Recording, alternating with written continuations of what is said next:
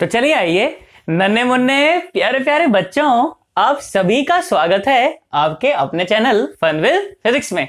तो बेटा कॉपी और पेन निकाल के बहुत ही बढ़िया ढंग से एकदम तैयार होकर बैठ जाओ, क्योंकि आज की जो चर्चा होने वाली है ना भाई साहब, बहुत जबरदस्त चर्चा होने वाली है।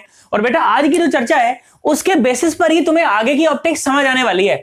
तो अगर ये वाली चर्चा तुम्हें समझ नहीं आई ना तो आगे सोच लेना कि तुम्हारे तोते उड़ जाएंगे। ठीक है, आज हम लोग क्या पढ़ने वाले हैं? आज हम लोग पढ़ने वाले हैं refraction of light through spherical surfaces. क्या पढ़ेंगे?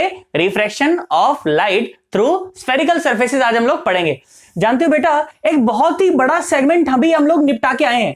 अभी तक मैंने आपको क्या पढ़ाया? अभी तक मैंने आपको पढ़ाया refraction of light through plane surface. Sir ऐसे कैसे? तुम याद करो, जब मैंने तुम्हें स्नेल्स लॉ पढ़ाया था वहां पर भी बिल्कुल एक इस तरह का एक मैंने प्लेन सरफेस लिया था, है ना। यहां पर एक मीडियम था N1, यहां पर एक मीडियम था N2। याद करो, ऐसा ही पढ़ाया था ना। उसके बाद जो दूसरा इंस्ट्रूमेंट जब मैंने तुम्हें पढ़ाया था, दूसरा इंस्ट्रूमेंट थी वो स्लैब। याद करो, एक स्लैब तुम्हें पढ़ाई थी। अरे याद करो सन्नाटो, एक स्लैब में से तुम्हें रिफ्रैक्शन मैंने सिखाया था, एक प्लेन सरफेस से भी सिखाया था। याद करो, ये फॉर्मूला तुम्हें बताया था रियल डेप्थ और अपरेंट डेप्थ का, d dash by d is equal to N2 by N1। बोलो बताया था कि नहीं बताया था? बताया था ना, याद है ना एकदम अच्छे से। उसके बाद तुम्हें मैंने स्लैब पढ़ाई है ना। उसके बाद मैंने तुम्हें बेटा प्रिज्म पढ़ाया था, याद करो, प्रिज्म भी पढ़ाया था ना। प्रिज्म भाई साहब मैंने कम से कम भी नहीं तो तुम्हें ना, मैंने मुझे याद है कम से कम भी नहीं तो ज्यादा नहीं बोलू ना तो 2.5 से 3 घंटा मैंने तुम्हें प्रिज्म पढ़ाया। कितनी देर प्रिज्म पढ़ाया? 2.5 से 3 घंटा मैंने तुम्हें प्रिज्म पढ़ाया और 3 वीडियोस बनाई मैंने प्रिज्म की। कितनी वीडियो बनाई? 3 वीडियो बनाई भाई साहब। अगर नहीं देखकर आ रखे हो तो ऊपर लिंक दे दूंगा, देख कर आना भाई साहब, बहुत जबरदस्त मजा आएगा तुम्हें। और हर एक चर्चा को जीरो से शुरू करके जे एडवांस लेवल तक के लेवल तक मैं लेकर गया हूं। ठीक है, बिल्कुल बीच में नहीं छोड़ा, एकदम जीरो से शुरू करा और जे एडवांस तक मैं लेकर गया हूं। ठीक है, ये जो लेक्चर वीडियोस बेटा होने वाले हैं ना इस चैनल के ऊपर, वो बिल्कुल सफिशिएंट होने वाले हैं अगर आप जे एडवांस के लिए तैयारी कर रहे हैं तो। ठीक है, आप ये लेक्चर वीडियो देखिए, साथ साथ अच्छी वर्मा लगा लीजिए, बीएम शर्मा लगा लीजिए, सिंगेस की, मोर देन इनफ है भाई साहब, किसी चीज की कोई दिक्कत नहीं है ना। चलो आ जाओ। तो हमने बिल्कुल बहुत बड़ा सेगमेंट हमने खत्म करा जहां पर हमने रिफ्रैक्शन ऑफ लाइट स्टडी किया बेटा प्लेन सरफेसेस से, है ना। किसे स्टडी किया? प्लेन सरफेसेस से। और आज हम लोग बात करने वाले हैं refraction of light through spherical surface. अब स्फेरिकल कन्वेक्स भी हो सकता है, कनकेव भी हो सकता है। मैं तो एक जनरलाइज फॉर्मूला निकालूंगा और एक ऐसा फॉर्मूला निकालूंगा जिससे कोई भी सरफेस आ जाए, चाहे वो कन्वेक्स हो, चाहे वो कनकेव हो, चाहे लाइट डेंसर से रेयर में जा रही हो, चाहे लाइट रेयर से डेंसर में जा रही हो, तो अपने को कोई दिक्कत आने वाली नहीं है ना। और आज की जो वीडियो है वो थोड़ी सी बेटा लंबी हो सकती है, तो परेशान मत हो ना बिल्कुल भी। बिल्कुल सारी वैरायटी कवर करूंगा कि देख जे एडवांस में इस तरह की वैरायटी पूछी जा सकती है, तो अपने को बिल्कुल परेशान होने की कोई जरूरत नहीं है ना। चलो आ जाओ, सुनो तो क्या पढ़ने वाले हम लोग? हम लोग पढ़ने वाले हैं refraction of light, refraction of light through spherical surfaces, through spherical surfaces. अच्छा, बहुत बढ़िया भाई। तो ये हम लोग पढ़ने वाले हैं। ठीक है, क्या पढ़ने वाले हैं? Refraction of light through spherical surfaces. मैंने कहा ठीक है भाई, बहुत बढ़िया। तो क्या होता है सुने जरा ध्यान से देखें। तो मैंने बोला कि बेटा मान ले इस तरह का तेरे पास कोई स्फेरिकल सरफेस है, ठीक है, और ये इसकी प्रिंसिपल एक्सिस टाइप्स मान लो, है ना। मैंने बोला कि सरफेस के इस तरफ जो मीडियम है ना वो है N1 और इस तरफ जो मीडियम है ना वो है N2। बात समझ आ गई ना? एक तरफ मीडियम क्या है N1 और एक तरफ मीडियम क्या है N2। मैंने कहा ठीक है, कोई दिक्कत नहीं है ना। सुन मेरी बात ध्यान से सुन। तो मैंने क्या बोला? मैंने बोला कि मान लीजिए यहां पर एक ऑब्जेक्ट है, यहां पर क्या है? एक ऑब्जेक्ट है। और फिजिक्स में ऑब्जेक्ट की जो भी दूरियां दी जाती हैं सरफेस से वो u से दी जाती हैं। कैसे दी जाती हैं? u से दी जाती हैं। इसमें कोई परेशानी वाली बात नहीं है ना। अब मेरी बात सुन ध्यान से देख। तो मैंने बोला कि मान लो ऑब्जेक्ट से एक रे निकली और निकलकर इस सरफेस के ऊपर पड़ी, है ना। ऑब्जेक्ट से रे निकली और रिफ्रैक्टिंग सरफेस के ऊपर जाकर पड़ी। तो जब रिफ्रैक्टिंग सरफेस पर कोई रे गिरती है तो उसका क्या होता है? अरे रिफ्रैक्शन ही तो होगा। क्या होगा? रिफ्रैक्शन ही तो होगा। अगर रिफ्लेक्टिंग सरफेस पर पड़ती है तो क्या होता? रिफ्लेक्शन होता। अरे मिरर पर पड़ती है तो क्या होता है? रिफ्लेक्शन ही तो होता है यार, है ना। तो रिफ्लेक्टिंग सरफेस पर जब रे पड़ती है तो रिफ्लेक्शन होता है, जब रिफ्रैक्टिंग सरफेस पर रे पड़ती है तो रिफ्रैक्शन होता है। मैंने कहा ठीक है भाई, बहुत बढ़िया, इतनी बात तो समझ आती है ना। अच्छा, रिफ्लेक्शन हो चाहे रिफ्रैक्शन हो तो हमें स्टडी करने के लिए कितनी चीजें चाहिए होती हैं? 3 चीजें। पहली तो इंसिडेंट रे, दूसरी नॉर्मल, और तीसरी अगर रिफ्लेक्शन है तो रिफ्लेक्टेड रे और रिफ्रैक्शन है तो रिफ्रैक्टेड रे। तो ये 3 चीजें अगर मुझे पता चल गई तो मैं पूरा का पूरा भाई साहब फिनोमेना स्टडी कर सकता हूं, इसमें कोई परेशानी वाली बात नहीं है। बोल बात समझ आ गई ना, सोच ले। तो यहाँ तो रिफ्रैक्शन होने वाला है भाई, क्या होने वाला है, रिफ्रैक्शन होने वाला है भाई। तो रिफ्रैक्शन अगर होने वाला है तो हमें तीन चीजें चाहिए। पहली तो इंसिडेंट रे, लो भाई दिख गई, और दूसरी नॉर्मल। अच्छा नॉर्मल कैसे बनाऊं बेटा, जब स्फेरिकल सरफेस होता है तो स्फेरिकल सरफेस पर अगर नॉर्मल बनाई जाए तो आप क्या कर दे, सेंटर से पास होने वाली लाइन खींच दो, ऐसी लाइन खींच दो जो कि गोले के सेंटर से पास होती हो, वो अपने आप नॉर्मल ही होगी। क्या होगी, वो अपने आप नॉर्मल ही होगी। नॉर्मल का मतलब बेसिकली एक ऐसी लाइन से होता है जो सरफेस के ऊपर परपेंडिकुलर हो, जो सरफेस के ऊपर परपेंडिकुलर हो। अब ध्यान से देख बेटा, मान ले कि अगर ये गोला तेरा सरफेस है, ये गोला तेरा सरफेस है ना, तो आप क्या करें, आप सेंटर से पास होने वाली लाइंस खींच दें।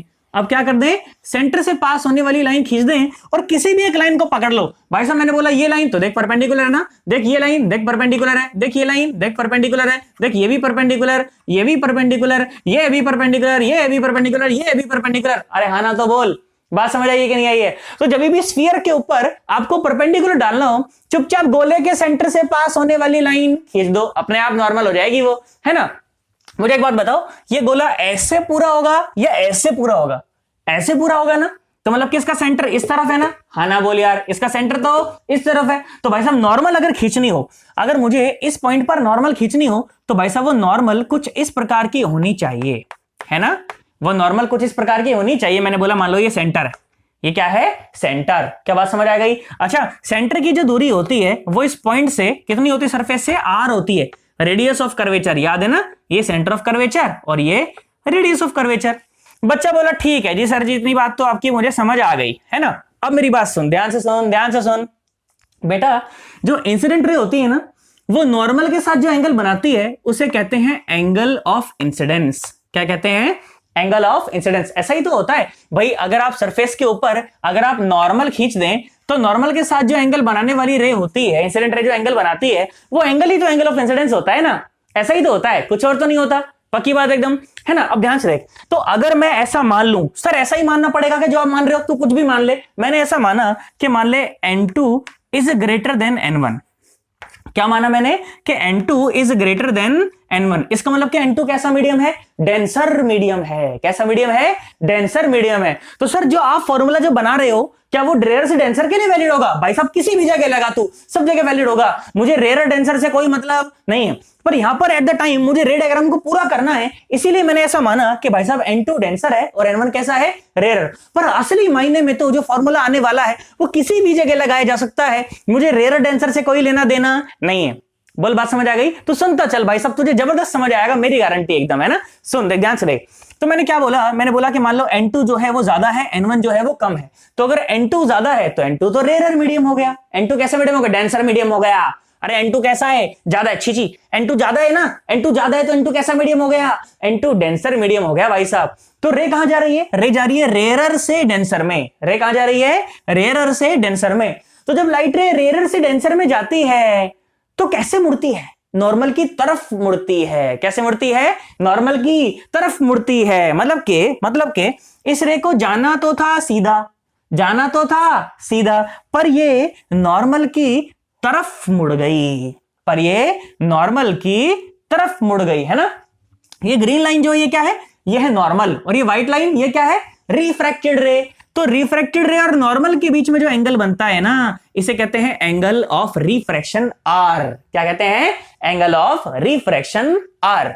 मैंने कहा ठीक है भाई, और यहां पर अपनी क्या बन जाएगी, फाइनली यहां पर बन जाएगी अपनी इमेज, है ना। और इस पॉइंट से जो इमेज की जो दूरी है वो क्या है बेटा, v है। क्या है, v। इस पॉइंट को कुछ भी नाम दे दो, मैं तो कहता हूं p नाम दे दो, लो बात खत्म, है ना। अपन ने तो क्या बोल दिया, p बोल दिया। बोल बात समझ आ गई, कोई घबराहट नहीं तेरे मन के अंदर। अच्छा भाई बहुत बढ़िया। तो ध्यान से देख, तो ये जो इंसिडेंट रे है ना, ये प्रिंसिपल एक्सिस कुछ एंगल बना रही है ना, मैं इसको कुछ भी अल्फा बोल देता हूं। मुझे नहीं पता अल्फा कितना है, मुझे पता भी नहीं अल्फा कितना है, पर मैंने कुछ भी ऐसा अल्फा बोल दिया, ठीक है।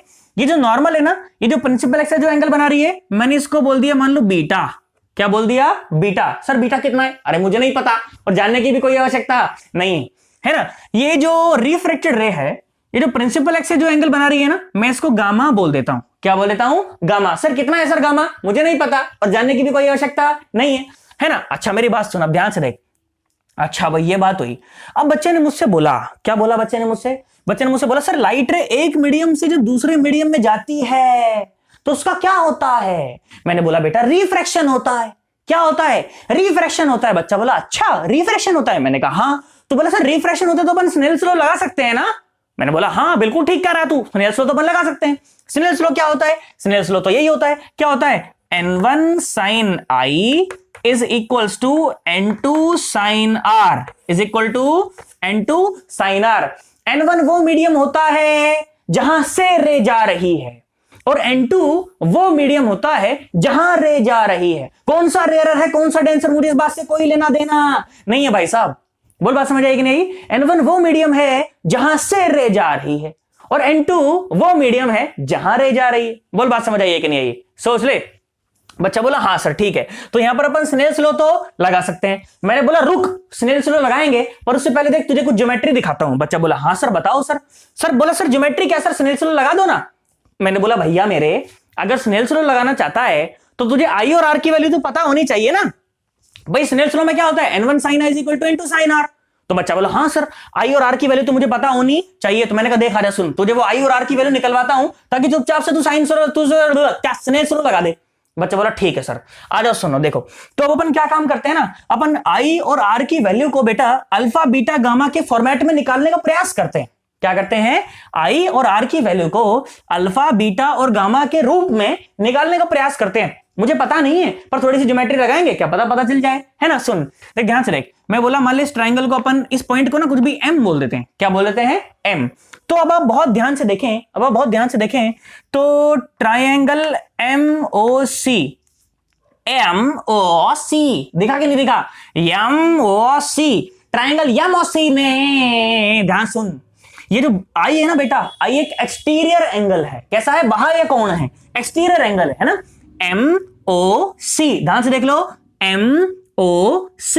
तो ट्राइंगल MOC में ये जो आई एंगल है ना, ये एक एक्सटीरियर एंगल है और जो एक्सटीरियर एंगल होता है वो दोनों इंटीरियर एंगल्स का सम होता है। क्या होता है? दोनों इंटीरियर एंगल्स का सम होता है। इसमें कोई परेशानी वाली बात नहीं है। तो कहीं तो मैं प्रूफ करके दिखा सकता हूं, परेशान मत हो, है ना। देख ध्यान से देख, तुझे दिखा देता हूं, देख थोड़ा सा जरा है ना एकदम, देख थोड़ा सा एग्जांपल लेकर दिखा देता हूं, सुन परेशान मत हो। देख यही थी ना, यही तो था वो एंगल आई, यही था ना एंगल आई, परेशान तो नहीं है ना तू। ध्यान से देख, मैंने ऐसा बोला कि मान ले ये एंगल को कुछ भी 30 डिग्री बोल देता हूं, है ना, ये एंगल को कुछ भी 40 डिग्री बोल देता हूं। बोल बात समझ आई? तो मुझे एक बात बता, ये वाला एंगल कितना बचा? ऊपर वाला एंगल कितना बचा? 110 डिग्री बचा ना। कितना बचा? 110 डिग्री बचा ना। तू सोच अगर ये 110 डिग्री तो ये कितना है? 70 डिग्री। अरे कितना है? 70 डिग्री। तो ध्यान से देख, क्या 70 डिग्री 30 डिग्री और 40 डिग्री का सम ही है क्या?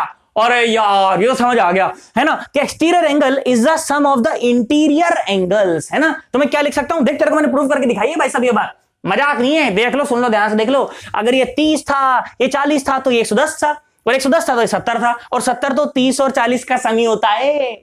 हाँ ना, तो बोल बात समझ आई कि नहीं आई है ना। सुन देख ध्यान से देख, तो क्या लिखा मैंने लिखा कि भाई साहब इस ट्राइंगल MOC में क्या देखा मैंने कि भाई साहब angle I is equal to alpha plus beta. मैंने कहा ठीक, आई निकल गया, बच्चा खुश।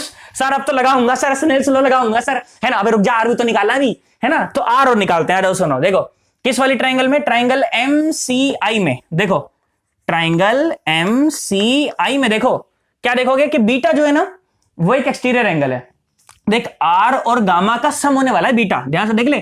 ट्राइंगल MCI में जो बीटा है वो एक एक्सटीरियर एंगल है ना। तो क्या लिखा जाएगा? ये लिखा जाएगा, क्या लिखा जाएगा? ये लिखा जाएगा भाई साहब beta is equal to R plus gamma. बच्चा बोला ठीक है सर। तो आर क्या आ गया? यहां से आर आ गया भाई साहब बीटा माइनस गामा। क्या आ गया? Beta minus gamma. देख आई और आर निकाल लिए ना। तो अब आई और आर जब हमने निकाल लिए तो स्नेल्स लॉ तो हम लगा सकते हैं भाई, इसमें तो कोई दिक्कत वाली बात नहीं है ना। चलो भाई, बच्चा बड़ा उतावला था स्नेल्स लॉ लगाने के लिए, है ना। अब हमने स्नेल्स लॉ लगाया। सुनो आ जाओ लगाते हैं स्नेल्स लॉ।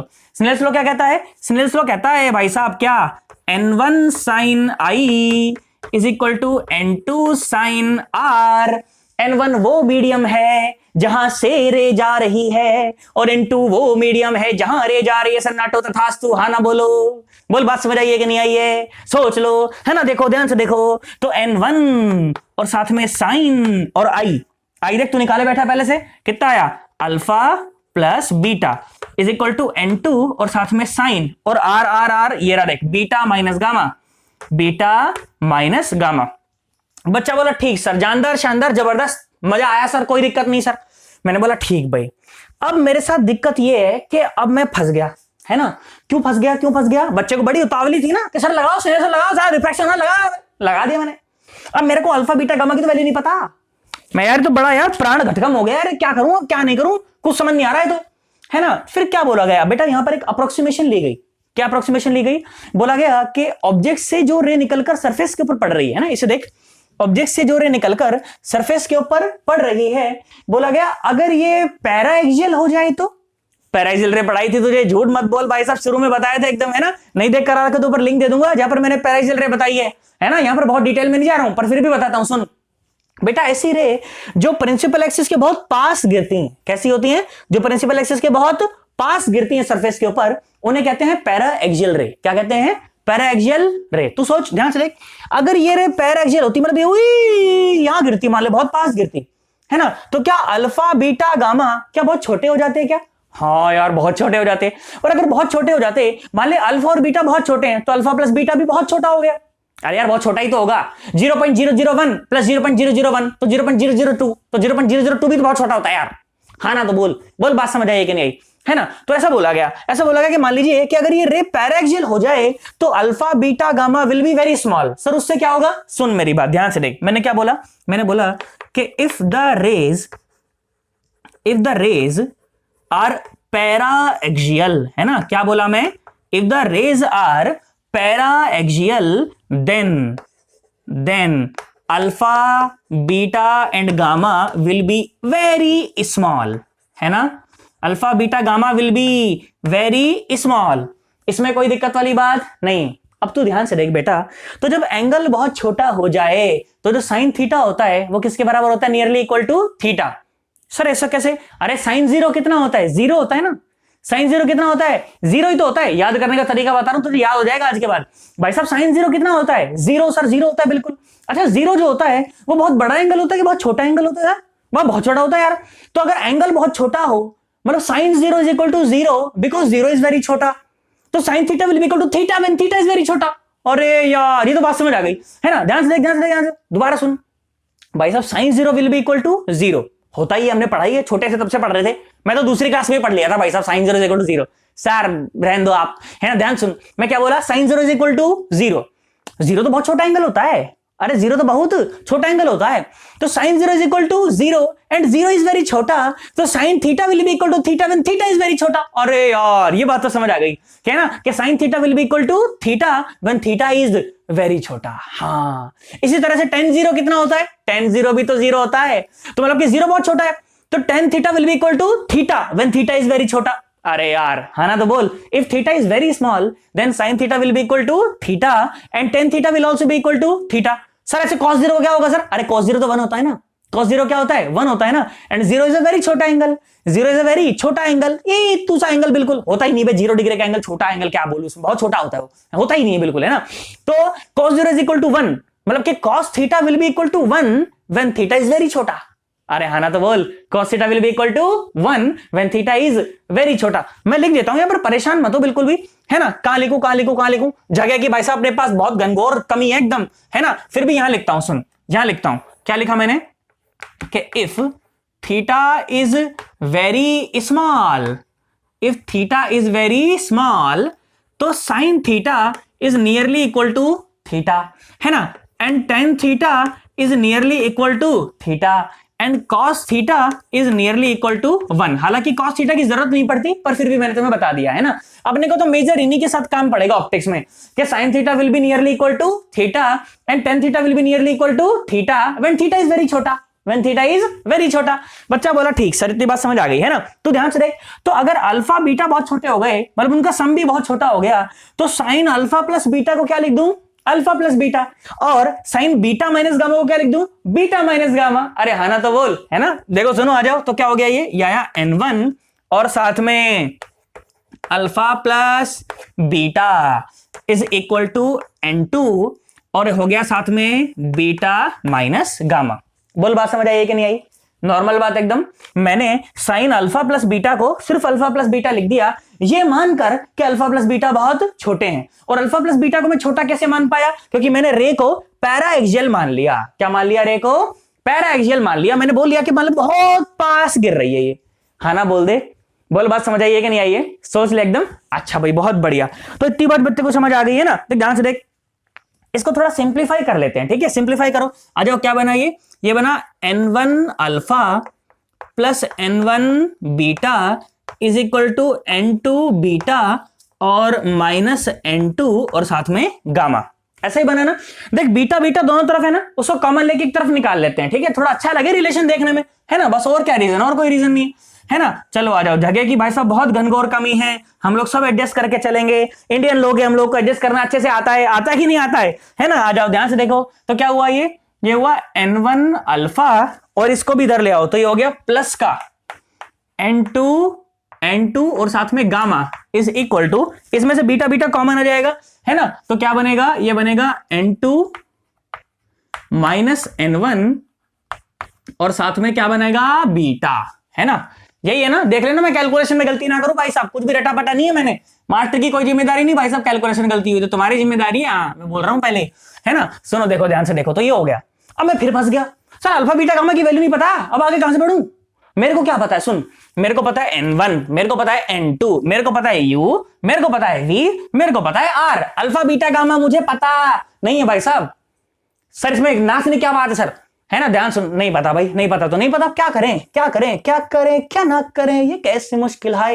निकालते देख, सोल्यूशन निकालते। सुन ध्यान से देख, मैंने क्या बोला, मैंने बोला कि बेटे जो m पॉइंट है ना, m पॉइंट, इस m पॉइंट से यहां पर एक परपेंडिकुलर डाल दे। मैंने डाल दिया, है ना? मैंने डाल दिया, परपेंडिकुलर डाल दिया वैसे बेस एक्सिस पे, और इस पॉइंट को नाम दे दिया n। क्या नाम दे दिया, n। बच्चा बोला ठीक है सर, आपकी बात मान गया मैं, है ना? अब ध्यान सुन, तो तुझे 3 राइट एंगल ट्रायंगल नजर आएंगी। कौन कौन सी? सुन, m o और n, और दूसरी m n और c, और m n और i। नजर आई ना? पक्की बात एकदम। m n o, m n c, m n i। बोल, बात समझ आई कि नहीं आई? हाँ ना, बोल। m n o, m n c, m n i। बोल, बात समझ आई कि नहीं आई? हाँ ना, बोल भाई साहब, पक्की बात एकदम। अब तू ध्यान से देख, मैं क्या करूंगा ना, मैं इन तीनों राइट एंगल ट्रायंगल के अंदर मैं tan थीटा लगाऊंगा। क्या करूंगा? tan theta. क्यों सर, क्यों क्यों क्यों?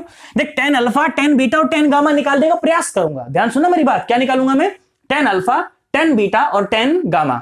ठीक भाई, बहुत बढ़िया। उससे क्या फायदा होगा? सुन ध्यान से देख, पहले देख ट्रायंगल कौन सी, देख ट्रायंगल m n o में आप क्या लगाएं? आप बेटा tan अल्फा लगाएं। क्या लगाएं? tan अल्फा लगाएं। तो tan अल्फा क्या हो जाएगा भाई? परपेंडिकुलर बाय बेस, है ना? परपेंडिकुलर क्या है? mn, और बेस क्या है? on, है ना? तो mn और बाय on। बच्चा बोला ठीक है सर, आपकी बात समझ आई। उसी प्रकार से देखो ट्रायंगल mn और c के अंदर, है ना? देखो ट्रायंगल mn और c के अंदर आप लगाएं बेटा tan बीटा। क्या लगाएं? tan beta. tan बीटा क्या हो जाएगा? बोलो, perpendicular by base mn by cn, है ना? mn by cn। बच्चा बोला ठीक है सर, बात समझ आई। उसी प्रकार से देखो ट्रायंगल mni के अंदर, देखो ट्रायंगल mni के अंदर देखें, tan गामा लगाएं सन्नाटा, perpendicular by base mn by ni, है ना? तो ये आया mn और नीचे आया ni। बच्चा बोला ठीक सर, आपकी बात सर समझ आती है, यहां तक इसमें कोई दिक्कत नहीं। अब बेटा मेरी बात ध्यान सुनना जरा। अब मेरे साथ दिक्कत क्या है ना बेटा, कि मुझे सारी की सारी दूरियां मुझे इस P पॉइंट से पता है, मुझे इस N पॉइंट से कोई दूरी पता नहीं है। अब दिक्कत कहां फंस रही है ना, मुझे ON नहीं पता पर मुझे OP पता है ना? ध्यान सुन, मुझे ये ON नहीं पता पर मुझे OP पता है, मुझे ये NC नहीं पता पर मुझे ये PC पता है ना? मुझे ये NI नहीं पता पर मुझे ये PI पता है। बोल, बात समझ आ रही है? हाँ भाई, मुझे ON नहीं पता पर OP तो U है ना भाई। मुझे ये PC, मुझे ये NC नहीं पता पर PC तो R है ना भाई। मुझे ये NI नहीं पता पर PI तो V है ना। बच्चा बोला हाँ सर, ध्यान से भाई, बात समझ आई। पर बच्चा बोला सर सर सर, मैंने बोला हाँ बोल, क्या बोल रहा है? सर आपने बोला था शुरू में कि आपने ये पैराएक्सियल रे मानी है। मैंने बोला हाँ मानी है। तो बच्चा बोला कि सर अगर पैराएक्सियल रे है, इसका मतलब कि रे बहुत पास है ना सर, यहां पर है ना कहीं। मैंने बोला हाँ, तो क्या हुआ? बोला सर ये pn तो नेग्लिजिबल है। मैंने बोला कैसे कैसे कैसे, फिर बता। बच्चा बोला कि सर इस पॉइंट को सरका के ना आप नीचे ले आओ। मैंने बोला क्यों सरका के, क्यों नीचे ले आओ? बोला सर पैराएक्सियल है ना रे। मैंने बोला हाँ ठीक कह रहा तू। तो रे अगर पैराएक्सियल है तो इसका मतलब कि एम पॉइंट बहुत पास है। तो सोच के देख, एम पॉइंट अगर बहुत पास हो, उसे परपेंडिकुलर डाल, वो पी की जड़ में घुस जाएगा, पी के अंदर घुस जाएगा वो, है ना। इसका मतलब कि जो पीएन लेंथ है ये तो नेग्लिजिबल है। मैंने बोला हाँ यार तू एकदम सही कह रहा है यार, ये जो पीएन लेंथ है ना ये बिल्कुल नेग्लिजिबल है। ध्यान से देख, ये जो पीएन है ना, पीएन बोल ले एनपी बोल ले, ये बिल्कुल नेग्लिजिबल है भाई साहब। इसको तू नेग्लेक्ट कर सकता है। नेग्लेक्ट करेगा तो कैसे लिख सकता है? तू बेटा ओएन की जगह पे ओपी लिख सकता है। हाँ ओपी तो मुझे पता है ना। तू सीएन की जगह पे सीपी लिख सकता है, और सीपी तो मुझे पता है ना। और तू एनआई की जगह पे क्या लिख सकता है? पीआई लिख सकता है, और पीआई तो मुझे पता है। वाह यार, मैंने बोला भाई बच्चा तेरा तो भाई साहब दिमाग बड़ा खतरनाक चल रहा है यार, है ना। क्या बोला बच्चा? बच्चा बोला कि सर ध्यान से देखो सर, ये जो एनपी लेंथ है ना सर ये नेग्लिजिबल है। मैंने बोला क्यों नेग्लिजिबल है? बच्चा बोला सर रे पैराक्सियल है ना सर। तो पैराक्सियल होने का मतलब है कि रे बहुत पास गिरी है, मतलब कि एम पॉइंट जो है ना, एम पॉइंट भाई साहब सड़क के बिल्कुल यहां है। तू एम पॉइंट से परपेंडिकुलर डाल दे, पी के अंदर घुस जाएगा, है ना। तो एनपी कैसी है? बिल्कुल नेग्लिजिबल है। तो एनपी अगर नेग्लिजिबल है तो मैं भाई साहब ओएन को क्या लिख दूं? ओएन को मैं लिख दूं ओपी। क्या लिख दूं? ओपी। और सुन सीएन को मैं क्या लिख दूं? सीएन को मैं लिख दूंगा सीपी। अरे सीएन को मैं लिख दूंगा सीपी। उसी तरह से भाई साहब एनआई को क्या लिख दूं? अरे बोलो बोलो, एनआई को क्या लिख दूं? एनआई को लिख दूं पीआई। एनआई को लिख दूं पीआई। बोल तुझे मेरी बात समझ आई है कि नहीं आई? सोच ले। तो बेसिकली ये क्या बन गया?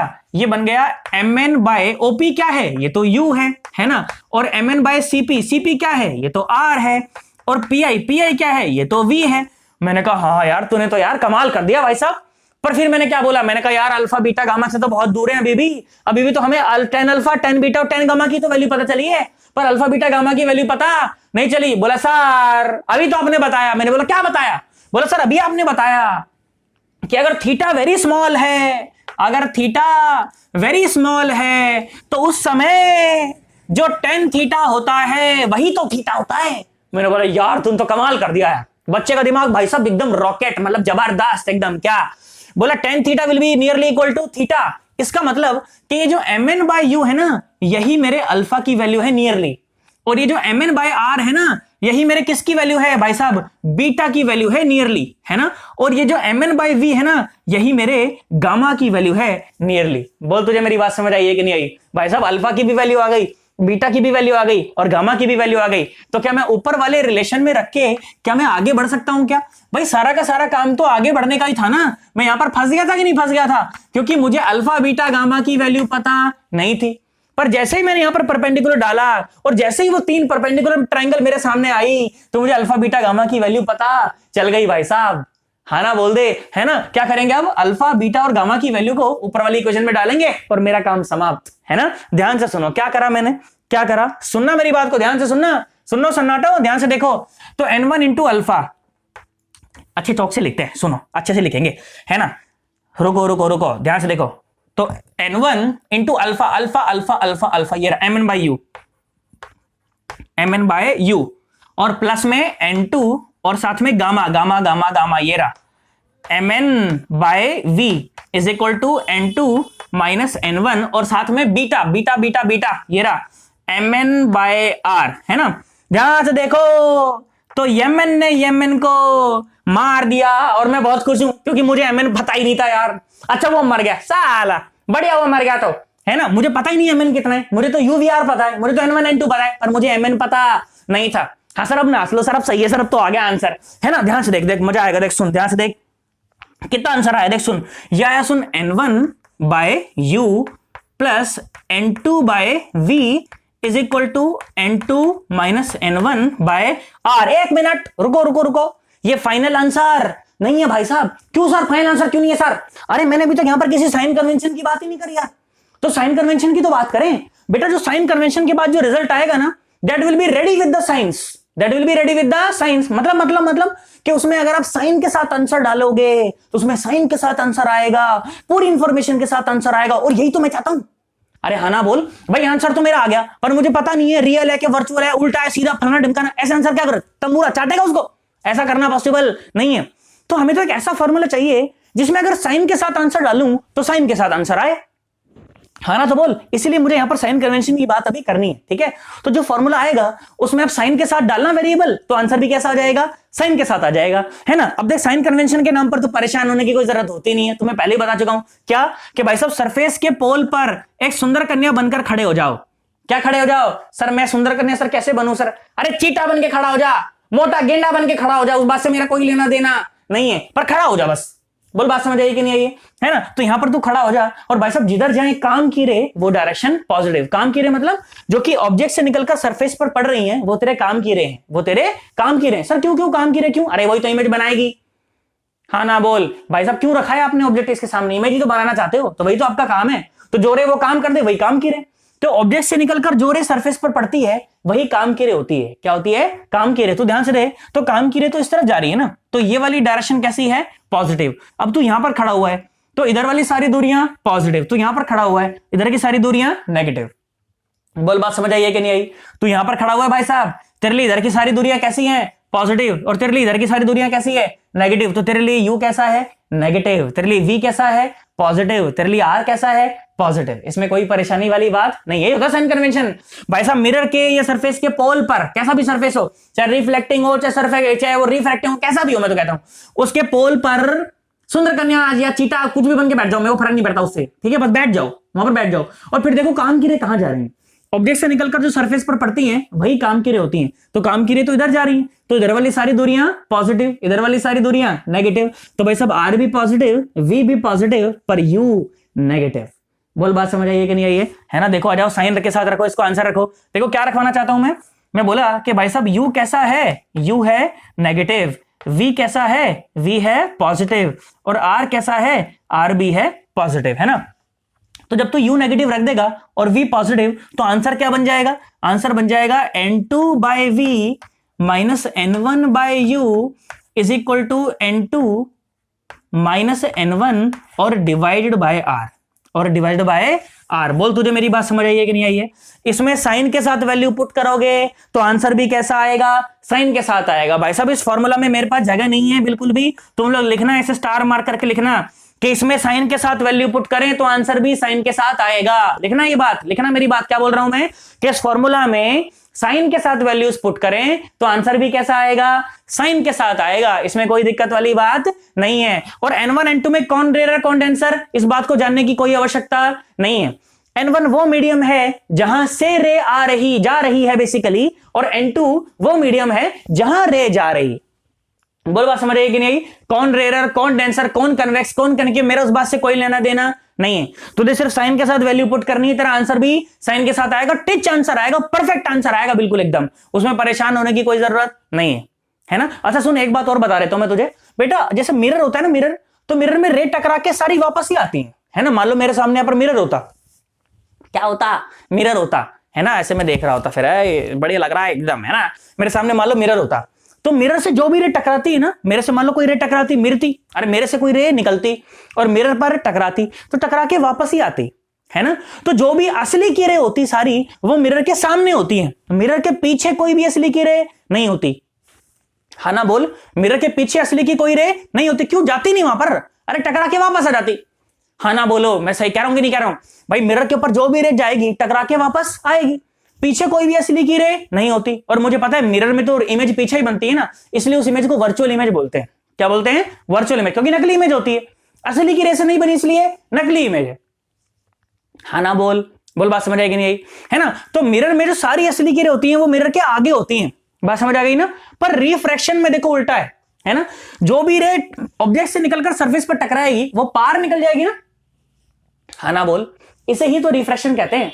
अरे इसे ही तो रिफ्रैक्शन कहते हैं कि रे गई अपने पास से भटकी जरूर पर पार निकल गई। तो सारी असली की रे इस तरफ होती हैं,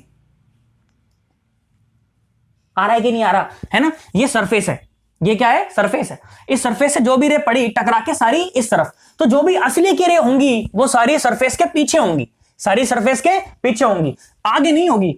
तो अगर सरफेस के आगे कोई इमेज बने तो उसे क्या कहूंगा? वर्चुअल। और पीछे जो इमेज बनेगी उसे रियल, क्योंकि सारी असली की रे कहां है? पीछे है। बात समझ आ गई ना। आगे बहुत बड़े ढंग से दोबारा चर्चा करूंगा, परेशान मत हो। क्या लिखना कि भाई साहब इस फॉर्मूले में सारे कैसे डालने हैं? साइन के साथ, तो आंसर भी कैसा आएगा? साइन के साथ। N1 वो मीडियम है जहां से रे जा रही है, N2 वो मीडियम है जहां रे जा रही है, परेशान होने की कोई आवश्यकता नहीं। बात समझ आ गई ना? चल इसका मस्त सा स्क्रीनशॉट ले ले एक बार, है ना, और उसके बाद फिर मैं चर्चा को और आगे बढ़ाता हूं। आ जाओ, लो सुनो। अब क्या करते हैं, अपन जो फॉर्मूला हम लोगों ने ड्राइव किया ना, अब उसके बहुत सारे क्वेश्चन मैं तुम्हें कराता हूं। देखो बिल्कुल एकदम जीरो से शुरू करूंगा और जेई एडवांस लेवल तक के प्रॉब्लम मैं तुम्हें टच कराऊंगा कि देख ऐसे ऐसे सवाल पूछे जा सकते हैं। ठीक है, सुन देख ध्यान से देख। तो क्या फॉर्मूला मैंने तुम्हें बताया, मैंने तुम्हें ये फॉर्मूला बताया क्या, n2 by v minus n1 by u is equal to n2 minus n1 और डिवाइडेड by r, है ना? यही बताया कि कुछ और बताया? यही बताया ना? देख ले, उसमें जो n2 है ये वो मीडियम है जहां रे जा रही है, where the ray is going. ठीक है, ये वो वाला मीडियम है। n2 is the refractive index of that medium where the ray is going। बोल, बात समझ आ गई? समझ आ गई एकदम अच्छे से, है ना? And n1 is a refractive index of that medium from where the ray is going। बात समझ आई ना? सोच ले। अच्छा भाई, बहुत बढ़िया। तो देख ध्यान से देख, सवाल क्या पूछा गया, बहुत आसान टाइम पास सवाल। देखो मैंने बोला, मान लो यहां पर रिफ्रैक्टिव इंडेक्स है 1 और यहां पर रिफ्रैक्टिव इंडेक्स है 1.5। ठीक है ना? बस बात समझ आई? सुन, मैंने बोला कि इसका जो रेडियस ऑफ कर्वेचर है, मैंने बोला मान ले 10 सेंटीमीटर है। कितना है? 10 सेंटीमीटर है। और मैंने बोला मान ले यहां पर एक ऑब्जेक्ट रखा हुआ है, मान लो 30 सेंटीमीटर की दूरी पर। कहां रखा है? 30 सेंटीमीटर की दूरी पर रखा है। मैंने क्या बोला? मैंने बोला कि find out the location of image, find out the location and the nature, location and the nature of the image. ठीक है, बिल्कुल आसान सवाल है, गलत ना करें। ठीक है, नेचर ऑफ इमेज। ठीक है, ऊपर वाले फॉर्मूले का और थोड़ी सी बुद्धि का इस्तेमाल करें बस। सर फॉर्मूला तो ठीक है सर, बुद्धि के बारे में सर हमारी गारंटी नहीं है सर, है ना? करो एक बार, ट्राई करो, देखो तुमसे हो जाएगा, है ना? करो। आरती कुंज बिहारी की, आरती मत सुनो, अच्छी बात है आरती सुनना चाहिए, पर अभी तो गाना, ये तो करो, सवाल करो। आरती कुंज बिहारी की, श्री गिरधर मदन मुरारी की। करा तुमने? कमेंट कर दिया नीचे एक बार आंसर, आंसर नीचे कमेंट करना यार, देखो नहीं तो मेरे पढ़ाने का कोई फायदा नहीं फिर, है ना? चल करा, मैं कराऊं, है ना? देख सुन ध्यान से देख, तो मजा आएगा तुम्हें। देख मैं क्या बोला, मैं बोला भाई साहब ये सरफेस है। अच्छा मुझे एक बात बताइए, सरफेस कैसा है वैसे इस ऑब्जेक्ट के लिए? कन्वेक्स सरफेस है। पर मैं सवाल सॉल्व करते एक बार भी बात ही नहीं करूंगा भाई साहब कन्वेक्स है कि कनकेव, मुझे इस बात से कोई लेना देना नहीं। ध्यान से देख सुन, मेरे को तो बस ये पता है कि भाई ये फॉर्मूला होता है, क्या होता है? n2 by v minus n1 by u is equal to n2 minus n1 और डिवाइड बाय r। ठीक है, इस फॉर्मूला में सारी की सारी चीजें साइन के साथ रखी जाती हैं, तो आंसर भी कैसा आता है? साइन के साथ आता है ना? n2 वो मीडियम है जहां रे जा रही, सोच ऑब्जेक्ट यहां रखा है ना, तो रे निकल रही है, खुपा चला इसमें जा रही, 1.5 में जा रही, हाँ ना? बोल 1.5 मतलब कितना? 3/2, है ना? क्या मतलब होता है इसका? 3/2, तो 3/2 में रे जा रही है। ठीक है, सुन 3/2 और v तो मुझे बताना है, और n1 जहां से जा रही, कहां जा रही है? 1 से जा रही है, तो 1 और डिवाइड बाय u कितना है? बोल u 30 के -30, कैसे -30 कैसे? भाई साहब खड़ा हो जाए यहां पर और देख काम की रे कहां जा रही है? काम की रे तो यहां जा रही है ना, तो ये वाली डायरेक्शन कैसी है? पॉजिटिव है, तो इधर वाली डायरेक्शन कैसी हो जाएगी? अपने आप नेगेटिव हो जाएगी, उसमें कोई दिक्कत वाली बात नहीं है। तो u कैसा है? -30 है। u कैसा है? -30, तो बीच में आ गया प्लस, बीच में आ गया प्लस। बोल बात समझ आई? n2 माइनस n1 मतलब कि 3/2 माइनस 1, तो 1/2 मतलब 0.5। अरे यार है ना, तो बोल 0.5 मतलब 1/2 ना, इज इक्वल टू कितना मिला? देख 1/2 और इंटू r, इस सरफेस का रेडियस ऑफ कर्वेचर, है ना? किस तरफ होगा? सेंटर इस तरफ है, तो रेडियस ऑफ कर्वेचर भी इस तरफ है, और इधर वाली डायरेक्शन तो पॉजिटिव है, इसका मतलब कि 10 पॉजिटिव है कि नेगेटिव? पॉजिटिव है ना? तो ये आया 10, तो ये हो गया 20, 1/20, है ना? देख ध्यान से देख, तो ये क्या हुआ? 3/2v इज इक्वल टू 1/20 और -1/30।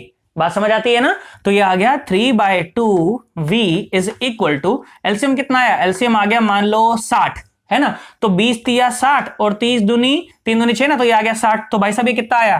3/2v इज इक्वल टू 1/60, तो v इज इक्वल टू कितना आ गया? 2 तिया 6, तो भाई साहब v इज इक्वल टू आ गया प्लस का 90 सेंटीमीटर। क्या आ गया? प्लस का 90 सेंटीमीटर। अब प्लस 90 सेंटीमीटर का क्या मतलब है कि यहां से लेकर, ये ओरिजिन है ना, यहां पर मैं खड़ा हुआ हूं ना, यहां से प्लस 90 मतलब इधर चलूं कि इधर चलूं? इधर चलना पड़ेगा ना, मतलब कि कहीं तो यहां जाकर भाई साहब इमेज बन रही होगी, और ये दूरी कितनी रहेगी? 90 सेंटीमीटर। कितनी रहेगी दूरी? 90 सेंटीमीटर। अब तू सोच कर देख, जो भी रे यहां पर जाती हैं तो सारी तो यहीं आती है ना, असली की रे तो यही आएगी। मिरर थोड़ी है कि टकरा के वापस आ जाए, ये तो रिफ्रैक्टिंग सरफेस है, तो रे सारी टकरा के इस तरफ तो होंगी, इस तरफ तो होने वाली नहीं है। तो भाई साहब ये इमेज कैसी है? इमेज रियल है। कैसी है भाई साहब? रियल है ये इमेज। अरे कैसी है ये इमेज? रियल है सन्नाटों, इसमें कोई दिक्कत वाली बात नहीं है। बोल तुझे मेरी बात समझ आई है कि नहीं आई? सोच ले। चल एक सवाल तेरे को होमवर्क देता हूं, उसके बाद मैं वैरायटी चेंज करके तेरे को सवाल कराऊंगा, ठीक है? ये लो, ये होमवर्क क्वेश्चन है भाई साहब, कमेंट करना है नीचे। तुम्हारे पर मम्मी कसम मैं बता रहा हूं अगर नीचे तुम्हें कमेंट नहीं करा दो, है ना? सोच लो भाई साहब, गरीब मास्टर की बद्दुआ लगेगी तुम्हें भाई साहब, कसम है आईआईटी की, कसम है तुमको एम्स की भाई साहब नहीं सॉल्व करा दो, है ना? देख ध्यान से देख, क्या सवाल बोला? मैं बोला ये सरफेस है, ओके, और मैंने बोला यहां पर n इज इक्वल टू 1 मान लो, यहां पर n इज इक्वल टू 2 मान लो, और मैंने बोला भाई साहब मान लो यहां पर एक ऑब्जेक्ट है और ऑब्जेक्ट रखा है 20 सेंटीमीटर दूर। कहां रखा है? 20 सेंटीमीटर दूर रखा है, ठीक है? और इसका जो रेडियस ऑफ कर्वेचर है मैंने बोला मान लो 10 सेंटीमीटर। क्या है? 10 सेंटीमीटर, ठीक है ना? 10 सेंटीमीटर का रेडियस ऑफ कर्वेचर है। तुम्हें क्या सवाल बोला? वही सवाल बिल्कुल सेम, फाइंड आउट, क्या बोला गया? Find out the position and the nature of the image, ठीक है?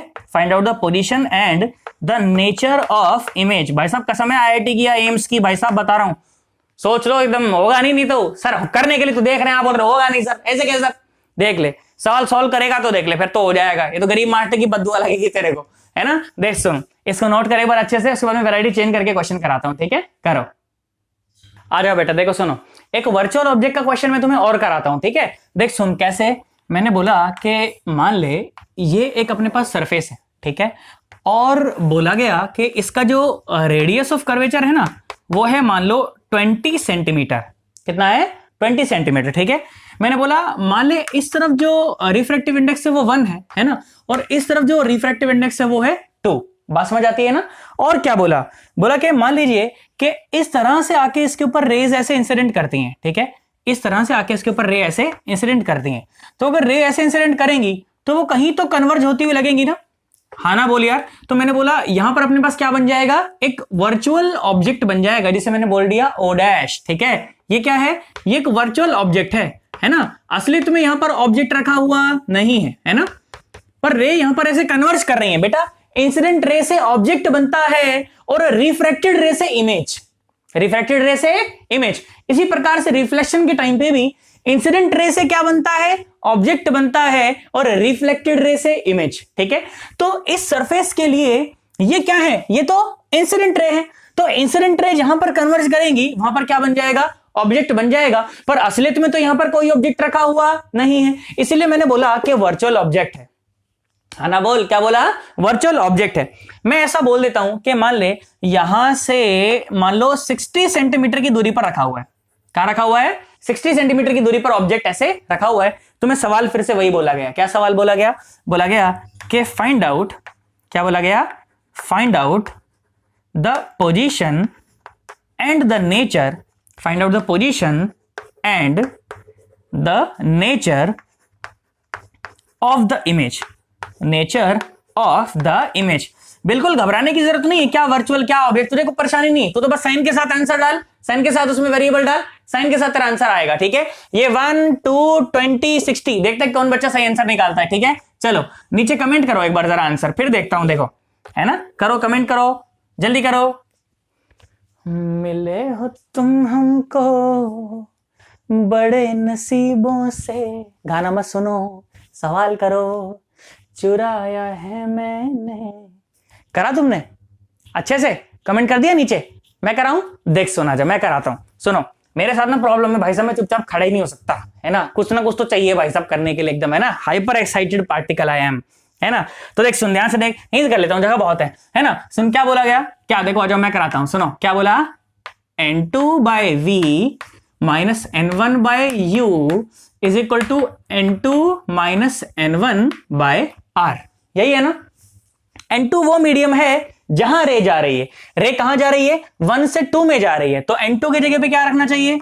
2 रखना चाहिए। और v तो मुझे निकालना है, है ना, माइनस n1 जहां से रे आ रही है 1 से, और u देखो अगर यहां पर तुम खड़े हो जाओ, ऑब्जेक्ट कहां रखा हुआ है भाई साहब, इस तरफ रखा हुआ है, इस तरफ, और यही डायरेक्शन काम की रहेगी डायरेक्शन है, तो ये डायरेक्शन तो पॉजिटिव है, मतलब u कैसा प्लस का 60, तो ये बीच में माइनस ही रहेगा क्योंकि माइनस तो था ही पहले से, है ना, और n2 माइनस n1 है ना, तो 2 माइनस 1 तो ये तो 1 आ गया, और डिवाइडेड बाय r, हाँ r। अब सुनो ध्यान से देखो, तो ये गोला तो ऐसन पूरा होएगा, होएगा कि नहीं होएगा, ऐसे तो नहीं गोला भाई साहब ऐसे पूरा होगा, ऐसे थोड़ी पूरा होगा यार, ये गोला तो ऐसे पूरा होगा, मतलब इसका सेंटर यहां है, मतलब अगर आप यहां पर खड़े हो तो रेडियस ऑफ कर्वेचर ऐसे मेजर की जाएगी, हाँ ना बोल, पक्की बात है ना, तो रेडियस ऑफ कर्वेचर कितनी, +20 की -20, -20 है ना, ये आ गया माइनस का 20। बात समझ आई ना अच्छे से, सुन देख क्या हो गया, ये 2/v ये इधर जाएगा तो प्लस का हो जाएगा, तो 1/60 और -1/20 है ना, -1/20, तो कितना आ गया 2/v इज इक्वल टू, देखना मैंने कुछ गलती ना करी हो बस, है ना, सुनो ये आ गया 60 -1 माइनस कितना हुआ, ये 3 आ गया ना, तो 20 या 60 3 हो गया, तो ये हो गया 2/v इज इक्वल टू -2/60, 2 ने 2 को मार दिया, तो v is equal to -60 centimetre, इसमें कोई परेशानी वाली बात नहीं है। अब माइनस का क्या मतलब है, सुनो, अगर आप यहां पर खड़े हुए होते, है ना, अगर आप यहां पर खड़े हुए होते तो माइनस में दूरी मेजर करनी है तो इस तरफ चलना पड़ेगा, हाँ, तो यहां से कहीं तो -60 वाली दूरी पर, है ना, तो कहीं तो यहां आपकी जो है ना वो इमेज बन रही होती, यहां पर क्या बन रही होती, इमेज। और ऐसा क्यों होता, ध्यान से देखो, ऐसे इसलिए होता है, रे आती यहां से ऐसे रिफ्लेक्ट होकर ऐसे, रे आती और ऐसे ऐसे। तुम्हें मेरी बात समझ नहीं आ रही मैं क्या कह रहा हूं, बोल बात समझ आई है कि नहीं आई है, सोच ले, कोई परेशानी तो नहीं है ना मन के अंदर, 110%। मैंने कहा ठीक है बहुत बढ़िया सर, ये तो रिफ्रैक्टिंग सरफेस है, आपने इमेज ऐसी कैसे बनाई, तू सोच कैसे बनाई, है ना, बहुत मजेदार चीज है, बहुत अच्छा लगेगा तुझे, सोचेगा तो पता चलेगा कि कैसे हो रही है ना। जानते हो ये रे कैसे जाएंगी, अब देखो कैसे जा रही है, रेयर से डेंसर में जाएंगी ना, तो नॉर्मल की तरफ मुड़ेंगी, तो कहीं तो ऐसे निकल लेती है रे, यहां से निकलती ना, तो ऐसे निकलती, जब इनको पीछे बढ़ाया जाता ना, जब इनको पीछे बढ़ाया जाता तो फिर पीछे बढ़ाने पर ये यहां मिल जाती, इसलिए मैंने ऐसे बोला, ये कोई असली की रे नहीं होंगी यहाँ पर, है ना, ये सारी नकली की रे होंगी, कैसी रे होंगी, नकली की रे होंगी, है ना। तो सोच कर देख, जो भी रे इसके ऊपर आकर टकराती है वो टकरा के पार ही निकल जाती है, पर मेरी इमेज तो इस तरफ बनी है, तो वो असली किरे से बनी है कि नकली किरे से बनी, वो तो नकली किरे से बनी है, इसमें कोई परेशानी वाली बात नहीं है ना, तो नकली किरे से बनी है, इसलिए मैंने बोला कि कैसी इमेज है, ये है वर्चुअल इमेज। कैसी इमेज है ये भाई साहब, वर्चुअल इमेज है, इसमें कोई परेशानी वाली बात नहीं है ना। ले सुन देख, एक सवाल और तुझसे कराता हूं, लो कमेंट करना, ये होमवर्क क्वेश्चन 2, ओके, ये होमवर्क क्वेश्चन 2, ध्यान सुनो सन्नाटो, ध्यान सुनो, क्या बोला मैं ऐसे बोला कि भाई साहब मान लो ये सरफेस है, ठीक है, ये क्या है, सरफेस है, और इसका जो रेडियस ऑफ कर्वेचर है ना, तुमको बोल दिया मान लो 10 सेंटीमीटर है, कितना है 10 सेंटीमीटर, और बोला कि इसके ऊपर इस तरह से इंसिडेंट रे आकर स्ट्राइक करती हैं, ठीक है, इस तरह से इंसिडेंट रे आकर ऐसे स्ट्राइक करती हैं, तो कहीं तो मिलती हुई लगेंगी ना, और जहां पर मिलती हुई लगेंगी, मैंने बोला कि मान लीजिए यहां पर अपना एक वर्चुअल ऑब्जेक्ट बन गया, ठीक है, और वर्चुअल ऑब्जेक्ट की जो दूरी है वो आपको बोल दी गई कि मान लीजिए 20 सेंटीमीटर है, कितनी है 20 सेंटीमीटर है, ठीक है, इस तरफ जो रिफ्रैक्टिव इंडेक्स है वो 1 है, और इस तरफ जो रिफ्रैक्टिव इंडेक्स है वो 2 है। अगेन सवाल वही बोला गया, क्या कि find out the position and the nature, ठीक है, find out the position and the nature of the image, ठीक है, find out the position and the nature of the image, ठीक है। बस ये याद रखना कि इमेज बन कहां रही है, नेगेटिव आ रही है कि पॉजिटिव आ रही है ना, और ये देख लेना कि काम की रे कहां जा रही है, असली रे कहां जा रही है ना। अब इस सवाल में देखो असली रे तो यहीं जा रही है ना सारी, तो ये डायरेक्शन काम की रे वाली हो गई, पॉजिटिव डायरेक्शन हो गई, तो अगर यही इमेज बने तो मतलब असली की इमेज है, और अगर इमेज यहां बन जाए तो भाई साहब असली की रे तो सारी वहां जा रही है, इमेज तेरी यहां बन रही तो नकली होगी, है ना। बोल मेरी बात समझ आएगी नहीं, लॉजिक भाई साहब बुद्धि में दिमाग में सेट होना चाहिए, रटना नहीं कुछ भी, बुद्धि में सेट होना चाहिए कि हाँ असली की रे से बन रही तो असली, नकली की रे से बन रही तो नकली। बोल बात समझ आई है कि नहीं आई है, सोच ले, ये बेसिक चर्चा थी, अब तुम्हें क्वेश्चन का लेवल धीरे धीरे बढ़ा दूंगा, अरे हाँ ना तो बोल बात समझ आई है कि नहीं आई है, सोच ले, है ना। चलो इसका मस्त सा एक बार स्क्रीनशॉट ले लो, उसके बाद फिर मैं चर्चा को आगे बढ़ाता हूं। अरे बेटा सुनो, एक और गजब सवाल देखो मैं तुम्हें कराता हूं, तुम बोलोगे भाई साहब मजा आ गया एकदम ही, बिल्कुल, है ना। देख सुन क्या सवाल बोला गया, सवाल इस तरह से बोला गया कि मान लो ये ना कांच का गोला है, ठीक है, ये क्या है, एक कांच का गोला है, ठीक है, this is the sphere of a glass. Okay, glass sphere है ये, ठीक है। ओके, ऐसा लिख देता हूं मैं कि ये क्या है, ये एक ग्लास स्फीयर है। बच्चा बोला ठीक है सर। इसकी जो रेडियस है ना, रेडियस मैंने आपको दी हुई है, मान लो वो 10 सेंटीमीटर है। कितनी है? 10 सेंटीमीटर। ओके, और इसका जो रिफ्रैक्टिव इंडेक्स है मैंने दे दिया, मान लो 1.5 है, ठीक है। और मान लीजिए कि ये जो गोला है ना, ये हवा में ही रखा गया है। कहां रखा गया है? हवा में ही रखा गया है। इसका मतलब कि रिफ्रैक्टिव इंडेक्स कितना है? 1 है। ओके, और इस लाइन पर, यहां पर इसके डायमीटर के अबाउट इस लाइन है ना, इस लाइन पर एक ऑब्जेक्ट रखा गया है यहां पर, है ना। और ये जो ऑब्जेक्ट की जो दूरी है सरफेस से, वो बोला गया 20 सेंटीमीटर है। कितनी है? 20 सेंटीमीटर है, या 30 सेंटीमीटर मान लेते हैं, और बढ़िया रहेगा, है ना। क्या मान लेते हैं? 30 सेंटीमीटर मान लेते हैं। बच्चा बोला ठीक है सर। अब मैंने क्या बोला? मैंने बोला कि find out the location of the final image, ठीक है। Find out the location of the final image, ठीक है। चलो एक बार अटेम्प्ट करो इस क्वेश्चन को। देखो, 2 रिफ्रेक्शन होंगे, है ना। क्या होगा कि एक बार इस सरफेस से रिफ्रेक्शन होगा तो उसकी एक इमेज बनेगी, वो इमेज इसके लिए ऑब्जेक्ट हो जाएगी, तो फाइनल इमेज बनेगी। बात समझ आ गई ना? चल, मैं तो कहता हूं वीडियो को एक बार यहीं पे स्टॉप कर और खुद से करने का ट्राई कर, देख तू कर पाता है क्या। अगर कर पाएगा तो कॉन्फिडेंस आ जाएगा मन में, और नहीं आएगा तो मैं तो करा ही दूंगा, है ना। चलो भाई करो, एक बार करो। करा तुमने? वीडियो करी थी स्टॉप एक बार, है ना। देख सुना, जब मैं कराता हूं तो पहले क्या हुआ भाई, इस ऑब्जेक्ट से एक रे निकली और जाकर इस सरफेस पर टकराई, है ना। चलो आ जाओ, फॉर्मूला लगाते हैं पहले सरफेस के लिए। मैं बोल लेता हूं, मान लो यहां पर पहला रिफ्रैक्शन हो रहा है और यहां पर होगा अपना दूसरा रिफ्रैक्शन, ठीक है ना। तो पहले रिफ्रैक्शन के लिए देखो, n2 by v minus n1 by u is equal to n2 minus n1 by r। यही होने वाला है ना। n2 जहां रे जा रही है, ग्लास के अंदर जा रही है ना, 1.5 में जा रही है, मतलब कि 3/2 में, तो 3/2 और v और माइनस n1 हवा में से जा रही है, बाय u कैसा है भाई साहब, काम की रे के उल्टी डायरेक्शन में, तो नेगेटिव है, तो यहां पर आ गया प्लस का 30 is equal to n2 minus n1। Okay, n2 minus n1 मतलब कि 1.5 माइनस 1, तो 0.5 मतलब कि 1/2। ओके, और रेडियस कितना है इसका? 10 है। 10 आप यहां पर खड़े हुए हो, तो रेडियस ऑफ कर्वेचर कहां मेजर होगा? इस तरफ मेजर होगा, तो ये हो जाएगा प्लस का, तो ये हो गया 20। इसमें कोई दिक्कत वाली बात नहीं है ना। तो 3/2v is equal to 1/20 minus 1/30।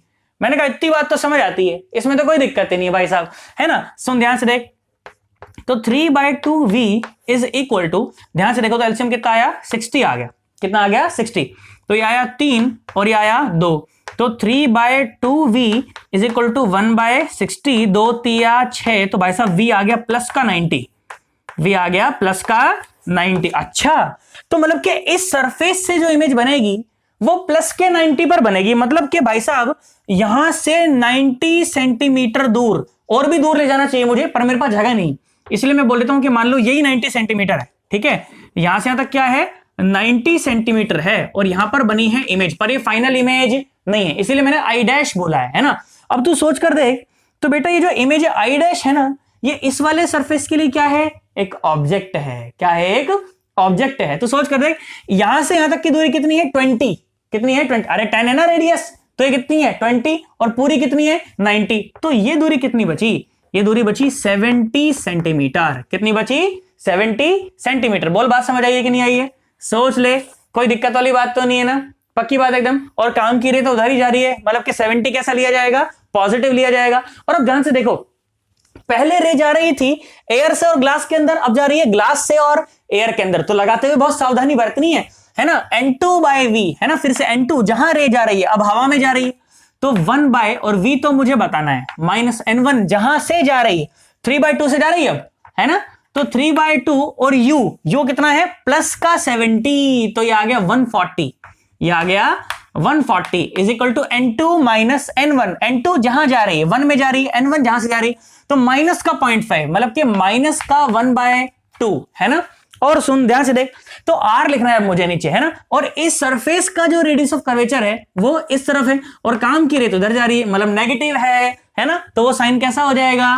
Positive हो जाएगा, तो हो जाएगा प्लस का 20। बोल, बात समझ आई कि नहीं भाई साहब? तोते तो जुड़ गए तुम्हारे कहीं, है ना। तो 1/v इज इक्वल टू 1/20 और प्लस का 3/2 140, है ना, बात समझ आई है ना, ध्यान से देख। तो 1/v is equal to LCM तो 140 ही आ जाएगा, है ना। ये कितना आएगा, ये आएगा 7 और प्लस ये आ जाएगा 3, तो भाई साहब v कितना आ गया, ये आ गया 140, है ना, और डिवाइड बाय 10, तो भाई साहब ये आ गया 14 सेंटीमीटर पॉजिटिव, है ना। कैसा आ गया, 14 सेंटीमीटर पॉजिटिव। इसका मतलब कि इस सरफेस से 14 सेंटीमीटर दूर यहां पर फाइनल इमेज बनेगी, है ना। और ये जो दूरी हो जाएगी ना, ये हो जाएगी प्लस का 14 सेंटीमीटर। असली की रे से इमेज बन रही है, इसलिए रियल इमेज कहलाएगी। क्या कहलाएगी, रियल इमेज। आई होप तुम्हारे तोते ना उड़े हों कहीं, है ना। अगर तोते उड़ गए हों, कहीं लगे कि मैं थोड़ा सा तेज बोल गया, तो वीडियो को थोड़ा सा रिवाइंड कर करके, थोड़ा सा स्लो कर करके देखें, और फिर भी नहीं समझ आए तो नीचे कमेंट कर दें, मैं आकर अच्छे से निपटारा कर दूंगा डाउट का। यार अरे मैं किस लिए हूं यहाँ पे, इसलिए तो हूं, खाली बैठ रहता हूं मैं पूरे दिन एकदम बच्चों के डाउट लेने के लिए। भाई साहब वैसे खाली रहता नहीं हूं, पर तुम्हारे डाउट लेने के लिए हमेशा खाली हूं, है ना। तो बिल्कुल हिचकना नहीं है, एकदम शर्माना नहीं। भाई साहब तुम्हारे घर का मास्टर है, फोन करोगे पिज्जा लेके घर पे आएगा, एकदम पिज्जा लेके घर पे नहीं आऊंगा मैं, कहीं बोलो सर लिख दो सर, ले आओ सर पिज्जा ले आओ सर, फ्लेवर भी बता दो सर, ये वाला पिज्जा लाना है सर, मेरे को ये वाला वेरिएंट लेके आना है सर। बाह बड़े हो क्या, डाउट हो रहा है तो नीचे पूछ लेना, फालतू शानपत्ती करने की कोई जरूरत नहीं है। बात समझ आई है ना। चल एक बार इसका मस्त स्क्रीनशॉट ले, देख उसके बाद तेरे को और वैरायटी के क्वेश्चन दिखाता हूं। आ जाओ बेटा सुनो, देखो और जानदार क्वेश्चन कराता हूं तुम्हें। देखो क्वेश्चन की कमी थोड़ी है भाई साहब, खेलते रहो आराम से, देखो, है ना। देख क्या बोला मैं बोला कि अपने पास ना एक ग्लास का टुकड़ा है, ठीक है, और ग्लास का टुकड़ा कैसा है, सुन ऐसा है कि एक तरफ से तो स्फेरिकल है और एक तरफ से प्लेन है, ठीक है, एक तरफ से क्या है, प्लेन है, ठीक है। ये है अपने पास भाई साहब ग्लास का टुकड़ा। बच्चा बोला सर ये क्या है, ध्यान से सुनो, अच्छा सवाल है, मजा आएगा, है ना। देख मैं क्या बोला, मैं बोला कि इसका जो रेडियस ऑफ कर्वेचर है ना, मैंने बोला मान ले 10 सेंटीमीटर है। कितना है, 10 सेंटीमीटर। और ये जो पोल से लेकर और यहां तक की जो दूरी है ना, ये पूरी दूरी मैंने बोला 120 सेंटीमीटर है, ठीक है। यहां से लेकर यहां तक की दूरी कितनी है, ये 120 सेंटीमीटर है। बात समझ आ गई ना, सोच ले। और अंदर का जो रिफ्रैक्टिव इंडेक्स है मैं बोल दिया मान ले 1.5 है, और बाहर तो मान लो हवा ही भरी हुई है, ठीक है, ज्यादा टफ नहीं करता कैलकुलेशन तुम्हारी, है ना, अपने को तो कंसेप्ट सिखाना है ना। बाहर हवा भरी हुई है, बात समझ आ गई ना। और इसी लाइन पर आगे ऑब्जेक्ट रखने वाला हूं मैं, क्या रखने वाला हूं, इसी लाइन पर आगे ऑब्जेक्ट रखने वाला हूं, ठीक है। तो यहां पर मैंने मान लो कि ऑब्जेक्ट रख दिया, और ऑब्जेक्ट रख दिया यहां से 30 सेंटीमीटर की दूरी पर। कहां रख दिया, 30 सेंटीमीटर की दूरी पर रख दिया, ठीक है। ये दूरी 120 है, याद रखना, ठीक है। तुम्हें क्या बोला गया, ये सरफेस कैसा है, स्फेरिकल, और ये कैसा, प्लेन सरफेस, ठीक है। तो क्या सवाल बोला, सवाल बोला कि फाइंड आउट, क्या बोला कि find out the position of the final image, find out the position of the final image. बोल, सवाल समझ आया। दो रिफ्रैक्शन होंगे, एक होगा स्फेरिकल और एक होगा plane refraction. d dash by d is equal to n2 by n1, hint दे दिया। चलो वीडियो को स्टॉप करो एक बार और खुद से करने का ट्राई करो। देखो अगर हो जाएगा तो कॉन्फिडेंस आ जाएगा, और अगर नहीं हुआ तो मैं तो हूं ही ना, मैं किस काम आऊंगा, मैं अभी तो काम आऊंगा, है ना। चलो करो इसको। तूने मारी एंट्रियां रे दिल में बजी घंटियां रे, दिल में घंटी नहीं, यहां घंटी बजाओ। देखो यहां सुनो मास्टर क्या कह रहा है, सवाल देखो, किया तुमने, कमेंट कर दिया नीचे, सोच लो। आईडी कसम भाई साहब एकदम बोल रहा हूं मैं, कराना, देख सुन मैं कराता हूं, ध्यान से देख, अच्छा लगेगा तुझे, सुन। तो दो रिफ्रैक्शन होने यार, है ना, एक की जो इमेज है वो दूसरे वाले के लिए ऑब्जेक्ट हो जाएगी, फालतू टाइम पास है ना। सुन देख मैं कराता हूं, सुन क्या बोला मैं बोला देख n2 by v minus n1 by u is equal to n2 minus n1 by r। बात समझ आई ना। सुन काम की रे तो ऐसे जा रही है ना, और कहां जा रही है, 1 से लेकर और अंदर जा रही है, इसमें कांच के टुकड़े में जा रही है, ठीक है, 1.5 में, 3/2 में जा रही है। सुन 3/2v माइनस n1 कहां से जा रही है, हवा में से, और u कैसा है, u नेगेटिव लिया जाएगा, उस तरफ है ना, काम की रे की डायरेक्शन तो ये है और ये इस तरफ रखा हुआ है, तो ये हो गया प्लस का 30 और is equal to n2 minus n1 1/2, और r तो पॉजिटिव है क्योंकि इस तरफ है ना, इस तरफ है ना, हाँ ना बोल, तो ये प्लस का 20 है ना। देख ध्यान से देख, तो क्या हुआ, ये हुआ 3/2v इज इक्वल टू 1/20 और माइनस 1/30। ये कैलकुलेशन कई बार हम लोग कर चुके हैं आज की वीडियो में, है ना। ये कितना आया 60, ये कितना आया 3, ये आया 2, तो भाई साहब v कितना आया, प्लस का 90 सेंटीमीटर। कितना आया, प्लस का 90 सेंटीमीटर। प्लस का 90 सेंटीमीटर आने का मतलब है, का मतलब है, इसका मतलब है कि यहां तो कहीं हमार इमेज बनेगा, यहां तो कहीं हमारी इमेज बनेला, ओके। और ये दूरी है प्लस 90 सेंटीमीटर, है ना। तो सोच के देख, ये जो इमेज है क्या ये इस वाले सरफेस के लिए ऑब्जेक्ट है क्या? हाँ, और ये ऑब्जेक्ट कितनी दूरी पर रखा है भाई साहब? ये दूरी कितनी है? ये सोच, पूरी 120 में से 90 घटा दे तो ये दूरी है 30 सेंटीमीटर। कितनी है? 30 सेंटीमीटर। और काम की रे इधर जा रही है ना, इसलिए इधर वाली दूरी, अब इस वाले सरफेस के लिए इधर है ना ऑब्जेक्ट, तो इसको -30 मान लूंगा। क्या मान लूंगा? -30 मान लूंगा। परेशान मत होइयो, काम की रे तो इधर जा रही है भाई साहब, यहां जा रही है ना, ऑब्जेक्ट से निकलकर सन्नाटा वैसे जा रही है ना, मारूंगा कहां नीचे, इधर जा रही है कि नहीं जा रही है ना? इस सरफेस से इधर की तरफ क्या है? -30 है। बोल, बात समझ आई ना? सुन, तो बेटा जब प्लेन सरफेस से जब रिफ्रैक्शन होता है, याद करो बेटा, जब मैंने तुम्हें रियल डेप्थ और अपरेंट डेप्थ जब सिखाई थी तब तुम्हें बताया था ये फॉर्मूला d'/d = n2/n1, है ना? नहीं देखकर आ रखे हो तो ऊपर लिंक दे दूंगा, नीचे डिस्क्रिप्शन में पड़ा हुआ है लिंक, जाकर देखकर आना, अच्छा लगेगा तुम्हें, ठीक है? तो क्या फॉर्मूला बताया था? d'/d = n2/n1। d' जो होती है ना, वो इमेज की दूरी होती है इंटरफेस से। d' क्या होती है? इमेज की दूरी इंटरफेस से। d क्या होता है? ऑब्जेक्ट की दूरी इंटरफेस से, असली दूरी, है ना? अरे यार हना बोल, रियल लेफ्ट जो होती थी, ऑब्जेक्ट की दूरी होती थी इंटरफेस से। n2 वो मीडियम में जहां रे जा रही है, n1 वो मीडियम में जहां से रे जा रही है ना? हो गया सवाल, है ना? सुनो, d'/d = n2/n1। बोल, बात समझ आई है ना? तो d' इमेज की दूरी वो तो मुझे निकालनी है ना इंटरफेस से, और d क्या है? ऑब्जेक्ट की दूरी इंटरफेस से। अब सोच, ये इंटरफेस है, ये क्या है? इंटरफेस। इंटरफेस वो होता है जहां पर दो मीडियम अलग अलग हो रहे होते हैं ना, ये ग्लास है और ये एयर है, तो ये इंटरफेस है ना? अब सोच, अगर ये ऑब्जेक्ट इधर रखा होता, मतलब काम की रे के डायरेक्शन में रखा होता तो पॉजिटिव लिया जाता। अब ये काम की रे के इस तरफ रखा हुआ है, इसकी जो इमेज है ना वो इसके लिए क्या है? ऑब्जेक्ट है, तो -30 लिख दिया जाएगा, बस, और कुछ भी नहीं है ना? = n2/n1। n2 जहां रे जा रही है, अब देख, पहले तो कहां गई? हवा से कांच में घुसी, अब कांच से हवा में जा रही है। कहां जा रही है? हवा में जा रही है। तो 1/n2, n2 कितना है? 3/2, तो 3 और इंटू 2, 3 एकम 3, d' आया -20, कितना आया? -20 सेंटीमीटर। -20 सेंटीमीटर का क्या मतलब है? किसका मतलब है कि इमेज यहां से 30 पर तो ऑब्जेक्ट है, यहां से 30 पर बन जाएगी image. This will be the final image, ठीक है? दिस विल बी द सन्नाटो फाइनल इमेज। इंटरफेस से -20 ना, इसलिए इस तरफ लिखा मैंने। बोल, बात समझ आई कि नहीं आई? या तोते उड़ गए? अगर तुम्हें बेटा साइन कन्वेंशन में लग रहा हो ना कि पता नहीं क्या कह रहा है master, bar bar a plus minus पता नहीं क्या कह रहा है, तो ऊपर लिंक दे दूंगा साइन कन्वेंशन वाली वीडियो का, और नीचे डिस्क्रिप्शन में तो पढ़ा ही हुआ है ना? या फिर सीधा सर्च कर लेना कि साइन कन्वेंशन और फन विद फिजिक्स कुछ करके सर्च कर लेना, तुम्हें मिल जाएगा, है ना? देखना उसे, मजा आ जाएगा तुम्हें। बोल, बात समझ आई कि नहीं आई एकदम, है ना? चल इसको, अच्छा सुन मेरी बात, सुन, देख ध्यान से। अब देख, कितना ही तुझे मैं खिला सकता हूं, देख ध्यान सुन। मैंने क्या लगाया? मैंने एक लगाया स्फेरिकल और एक लगाया प्लेन। तो और अच्छा बोलूं तो एक लगाया कन्वेक्स और एक लगाया प्लेन। मैं कनकेव और प्लेन करके भी तो तुझे खिला सकता हूं, मैं कन्वेक्स और कन्वेक्स करके भी तो तुझे खिला सकता हूं, मैं कनकेव और कनकेव करके भी तो तुझे खिला सकता हूं। पहले प्लेन लगा दूं, बाद में कन्वेक्स लगा दूं, पहले प्लेन लगा दूं, फिर कनकेव लगा दूं, दोनों प्लेन लगा दूं, उसमें कोई दिक्कत वाली बात नहीं। अपने को पता होना चाहिए भाई साहब क्या, कि जब स्फेरिकल सरफेस से जब रिफ्रैक्शन हो रहा हो ना, तो फॉर्मूला लगता है ये क्या? n2/v - n1/u = n2 - n1/r। n2 वो मीडियम है जहां रे जा रही है, n2 वो मीडियम है जहां n1 वो मीडियम है, n1 वो मीडियम है जहां से रे जा रही है। और जब प्लेन सरफेस से जब रिफ्रैक्शन हो रहा हो तो d'/d = n2/n1। d' क्या है? इमेज की दूरी इंटरफेस से, और d क्या है? ऑब्जेक्ट की दूरी इंटरफेस से। n2 वो मीडियम है जहां रे जा रही है, n1 वो मीडियम है जहां से रे जा रही है। भाई साहब कौन सा एरर, कौन सा डेंसर, मुझे इस बात से कोई लेना देना नहीं है भाई साहब। बोल, बात समझ आई है कि नहीं आई है? सोच ले, कौन सा कन्वेक्स कौन सा कनकेव, मेरे को कोई लेना देना नहीं। मैं तो इसमें बस सारी वैल्यू कैसे पुट करूंगा? साइन के साथ पुट करूंगा, मेरा आंसर साइन के साथ आएगा। सारा कनकेव सारे कन्वेक्स भाई साहब ने ऐसी की तैसी करा है, मेरे को कोई दिक्कत उससे नहीं। बोल, बात समझ आई कि नहीं आई?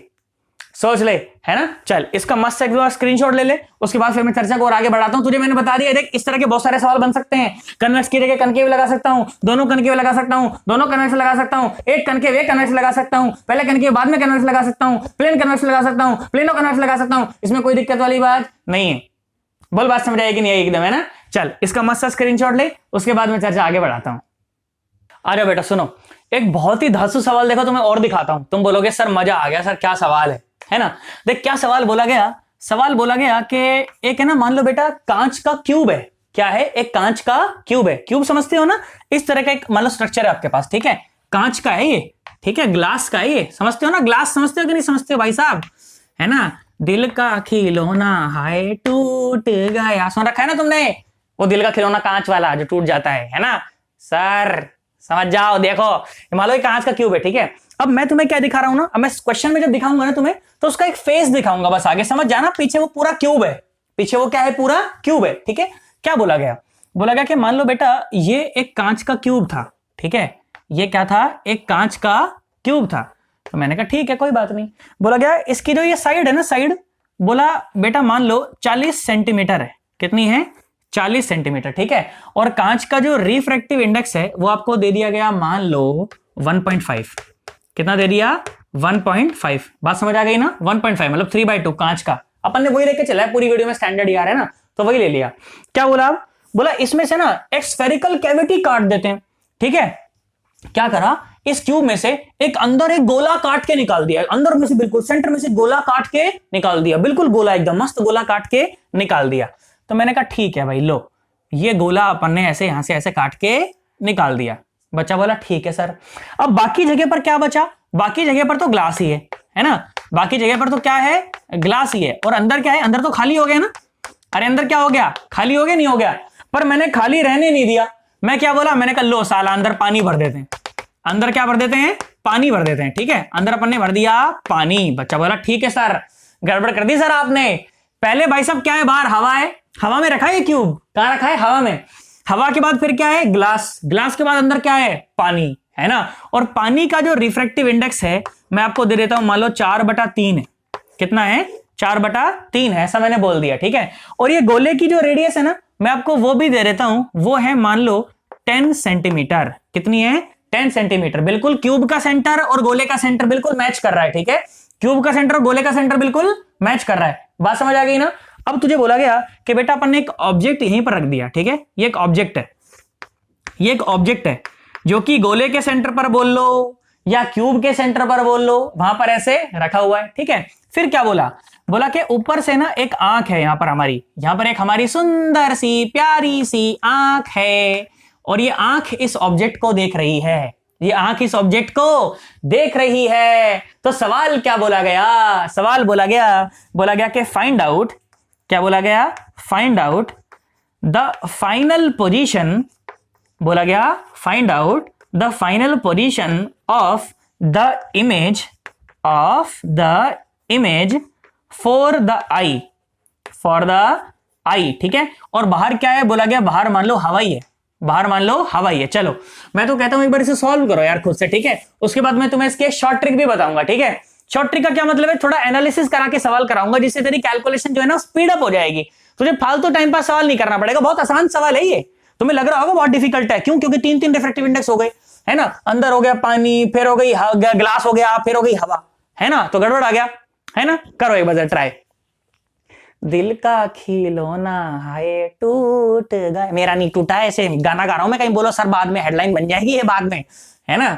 सुनो जरा, देखो ध्यान से देखो, मैं बताता हूं तुम्हें, देखना जरा ध्यान सुनना, मैं कराता हूं। कमेंट किया तुमने नीचे आंसर इसका? कसम है आईटी की भाई साहब, कमेंट जरूर करना नीचे। और ऐसा ये बताना मैं कैसे लग रहा हूं, अच्छे से एकदम, है ना। तैयार हो? क्या आता मैं वीडियो बनाने ऐसे ही नहीं आता यहाँ पे उठ के, मजाक लग रहा है तुम्हें यहाँ पे, है ना। अरे सुनो, अगर यहां तक आए हो ना, इसका मतलब तुम्हें समझ सारा का सारा आ रहा है भाई साहब। और समझ आ रहा है तो देखो यहाँ पे एक रेड बटन दिख रहा है कोने में, इस पे जोर से भाई साहब एक थप्पड़ मारो, फेंके चला ऐसे, हिट हो जाना चाहिए भाई साहब, है ना। या फिर एक काम करो भाई साहब, फोन के ऊपर डंडा फेंक के मारो इसके ऊपर, एकदम ऐसे हिट होना चाहिए भाई साहब। ये हो जाएगा कि नहीं हो जाएगा? हो जाएगा ना। और भाई साहब नीचे कमेंट करके बताना मेरे को कि पढ़ाया हुआ समझ आ रहा है कि नहीं आ रहा। और अगर आ रहा हो तो वीडियो को लाइक भी जरूर करके जाना। और बेटा जानते हो ये जो कंटेंट है ना, बहुत जबरदस्त लेवल का कंटेंट है यार, है ना। बिल्कुल देश की किसी भी कोचिंग में जो कंटेंट पढ़ाया जा रहा है वो का वो कंटेंट उसी ऑर्डर में बिल्कुल वही क्वेश्चंस लगा के मैं आपको यहां पर दे रहा हूं। तो जानते हो बहुत सारे गरीब बच्चे यार ऐसे हैं जो उन कोचिंग्स को अफोर्ड नहीं कर सकते हैं यार। यूट्यूब पर देखो कितने और अच्छे अच्छे एजुकेटर्स हैं जो कि सेम उसको फॉलो कर रहे हैं, बिल्कुल सेम वो विजन के साथ काम कर रहे हैं जिस विजन के साथ मैं काम कर रहा हूं, है ना। अपने को क्या करना है यार? अपने को ये वीडियोस को बहुत ज्यादा शेयर करना है, उन बच्चों तक शेयर करना है ना, जिनको इनकी जरूरत है। अब अपने दोस्तों को इनको शेयर करो तो धीरे धीरे चैनल की रीचेबिलिटी बढ़ती चली जाएगी। और चैनल की रीचेबिलिटी जब बढ़ जाएगी तो ये बहुत सारे ऐसे बच्चों तक पहुंच पाएंगी जिनको सच में इनकी जरूरत है यार, जो तैयारी करना चाहते हैं, जिनकी आंखों में बहुत बड़े बड़े सपने हैं यार, पर उनके पास वो पैसा नहीं है जेब में कि वो उन कोचिंगों को अफोर्ड कर सकें। है ना। तो मेरा लक्ष्य तो बस यही है यार कि फ्री ऑफ कॉस्ट भाई साहब हर एक बच्चा पढ़े, एक गरीब का बच्चा पढ़े, एक रिक्शे वाले का बच्चा पढ़े भाई साहब, एक सफाई कर्मचारी का बच्चा पढ़े, सभी बच्चों को भाई साहब एकदम बराबर की एकदम जो है ना एजुकेशन मिले। कोई पैसा वैसा देने की कोई जरूरत नहीं है, पैसा आना नहीं चाहिए। एजुकेशन एक तरफ, पैसा दूसरी तरफ। अगर एजुकेशन की तरफ हो तो पैसा नहीं देखना, और पैसा देख रहे हो तो भाई साहब एजुकेशन से अपना कोई लेना देना नहीं है। तो हम तो एजुकेशन वाले लोग हैं यार, अपना पैसे से कोई लेना देना नहीं है ना। बोलो साथ दोगे कि नहीं दोगे यार? साथ देना भाई साहब ने, दोस्तों यार शेयर करना है, वीडियो को लाइक जरूर करना है, चैनल को सब्सक्राइब करना है, रीचेबिलिटी बढ़ानी है भाई साहब, फैला देना है। बोल बात समझ आई कि नहीं, है ना। देख सुना, जब फालतू टाइम पास नहीं करते, सवाल करते हैं। सुन देख क्या बोला मैं बोला कि भाई साहब 3 इफेक्टिव इंडेक्स हो गए यार, तो गड़बड़ हो गई। अंदर है पानी, फिर है ग्लास, फिर है हवा। मैंने कहा ठीक, बात समझ आ गई, है ना। अच्छा एक शॉर्ट ट्रिक बताऊं तुझे। अच्छा देख, पहले तो एकदम कन्वेंशनल मेथड बताता हूं क्या होगा। सुन क्या होगा ना कि ऑब्जेक्ट से कोई रे निकलेगी और जाकर इस स्फेरिकल सरफेस से टकराएगी कि नहीं टकराएगी यार? तो स्फेरिकल सरफेस से जब टकराएगी तो उसका फॉर्मूला मुझे आता ही है। क्या फॉर्मूला है? फॉर्मूला ये यहां पर लिख रहा हूं मैं, क्या? n2/v minus n1/u is equal to n2 minus n1/r। ठीक है, यहां से फिर कुछ ना कुछ इसकी इमेज तो बनेगी। ठीक है, यहां से मैं क्या निकाल लूंगा? यहां से मैं ये v निकाल लूंगा, और ये जो v होगा, ये जो ऊपर का जो सरफेस है ना, जो प्लेन सरफेस है, उसके लिए वो क्या हो जाएगा? ऑब्जेक्ट हो जाएगा। क्या हो जाएगा? ऑब्जेक्ट हो जाएगा। और फिर उससे जो फाइनल इमेज बनेगी वो अपने को नजर आएगी, है ना। पहला वाला जो रिफ्रैक्शन है वो इस स्फेरिकल सरफेस से हो रहा होगा। किससे हो रहा होगा? स्फेरिकल सरफेस से हो रहा होगा। तो मैं v निकाल लूंगा। वो जो v है वो इस प्लेन सरफेस के लिए ऑब्जेक्ट का काम करेगा, है ना, और उससे जो फाइनल v आएगा वही मेरा आंसर होगा, है ना। पर यहां पर देखो, सुनो, ऑब्जेक्ट की पोजीशन इतनी खास है ना कि मैं कुछ स्पेशल सोच पा रहा हूं, है ना।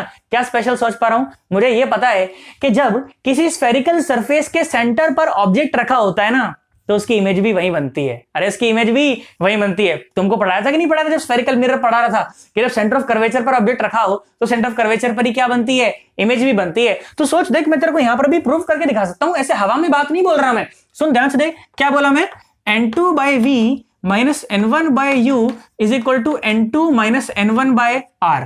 बात समझ आई ना? सोच ध्यान से देख, तू u की जगह पे r पुट कर दे, u की जगह पे क्या पुट कर दे? r पुट कर दे, और उसको दूसरी तरफ लेकर चला जा। तो n2/v इज इक्वल टू, देख r को मैं दोनों के नीचे अलग अलग डिवाइड कर रहा हूं, तो ये क्या आया? n2/r और माइनस n1/r, और ये उस तरफ जाएगा तो प्लस का हो जाएगा, तो प्लस का n1/u, और u की जगह पे क्या है? r। बोल बात समझ आई कि नहीं आई? देख माइनस n1/r और प्लस n1/r ने एक दूसरे को मार दिया। तो सुन, n2/v is equal to n2/r, है ना। n2 ने n2 को मार दिया। देख इमेज भी कहां बनी? r पर बनी। जब तूने ऑब्जेक्ट को r पर रखा तो तेरी इमेज भी कहां बनी? r पर बनी। इसका मतलब कि थोड़ा स्मार्टली अपने को काम करना चाहिए कि भाई साहब जब स्फेरिकल सरफेस के जब सेंटर पर ऑब्जेक्ट रखा हो तो इमेज भी तो यही बनेगी। अरे इमेज भी तो यही बनेगी। तो देखो यहां से देखो, तो मैं ये फॉर्मूला के साथ कैलकुलेशन कर ही नहीं रहा। पहला जो रिफ्रैक्शन है कहां होगा? इस गोले से होगा, और जो इमेज बनेगी वो इमेज कहां बनेगी? इमेज बनेगी भाई साहब गोले के सेंटर पर। कहां बनेगी? गोले के सेंटर पर बनेगी। इसका मतलब कि ये दूरी कितनी है? ये दूरी है -10। ये दूरी कितनी है? -10, है कि नहीं यार? इस सरफेस से और यहां तक की दूरी, अगर यहां पर मेरी इमेज होती तो दूरी कितनी होती? -10 होती, क्योंकि काम की रेट ऊपर जा रही है ना, इसलिए -10। पर ध्यान से देख, ध्यान से देख, तो इस वाले सरफेस के लिए, इस वाले सरफेस के लिए अब जो इमेज है वही ऑब्जेक्ट है ना, तो ये दूरी कितनी है? ये दूरी कितनी है? ये दूरी है 20। ये दूरी है 20। तो बस मुझे इसी से इमेज बतानी थी, है ना। सुनो आ जाओ, प्लेन सरफेस के लिए d'/d is equal to n2/n1। तो d' तो मुझे निकालना है, इमेज की दूरी इंटरफेस से तो मुझे निकालनी है। और ये जो इमेज है, स्फेरिकल की जो इमेज है, वो इसके लिए क्या है? ऑब्जेक्ट है। तो ऑब्जेक्ट की दूरी कितनी है? -20। कितनी है? -20 is equal to n2/n1। n2 जहां रे जा रही है, अब कहां जा रही है रे? भाई साहब कहां जा रही है? ये रे जा रही है हवा में। और कहां से जा रही है अब रे? अब कहां से जा रही है? ग्लास से हवा में जा रही है। ये सोचने वाली बात है। पहले कहां गई? पहले पानी से और ग्लास में गई, तो मैंने आंसर क्या निकाला कि भाई इमेज यहीं बनेगी। इमेज यहीं बनेगी। तू करके देख ले, कोई टेंशन वाली बात नहीं है। क्या करेगा पहले स्फेरिकल रिफ्रैक्शन के लिए कि इमेज रे कहां जा रही है? रे जा रही है पानी से और ग्लास में। कहां जा रही है? पानी से और ग्लास में। तो आपकी इमेज यहीं बनेगी।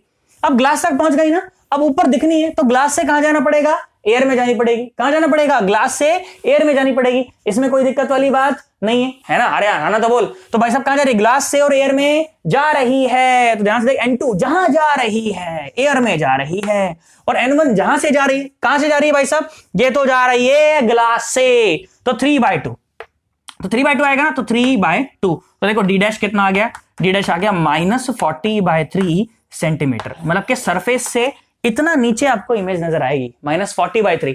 मतलब कि इसका 1/3 है ना, इसका 1/3 मतलब कहीं कहीं कहीं यहां है ना, यहां इमेज नजर आएगी। This will be the final image, ठीक है, this will be the final image. बोल बात समझ आई कि नहीं आई? और ये दूरी कितनी हो जाएगी? ये दूरी रहेगी 40/3। आई होप तुझे मेरी बात समझ आ गई होगी ना। कन्वेंशनल मेथड से निकालेगा तो भी यही आएगा, और बुद्धि चलाएगा तो तुझे सिर्फ ये 4 लाइन लिखनी थी। अगर तेरी बुद्धि काम करती है तो तुझे सिर्फ ही 4 लाइनें लिखनी थी, तेरे सबसे कोई लेना देना नहीं। तुझे पता होना चाहिए कि जैसे भाई साहब स्फेरिकल सरफेस के सेंटर पर जब ऑब्जेक्ट रखा होगा ना, स्फेरिकल सरफेस के जब सेंटर पर ऑब्जेक्ट रखा होगा तो इमेज भी वही बनेगी। तो स्फेरिकल से, प्लेन से कितना नीचे भाई साहब? 20 नीचे। आंसर। सवाल दिखने में बहुत टफ है, पर अगर तुझे कंसेप्ट आता हो तो 3 लाइन में आंसर निकाल सकता है, इसमें कोई दिक्कत वाली बात नहीं है। अरे हाना बोल दे भाई साहब, बोल बात समझ आई कि नहीं आई? क्वेश्चन वाकई में बहुत टफ है, पर अगर कंसेप्ट आता हो तो कोई टफ नहीं है। बात समझ आ गई ना?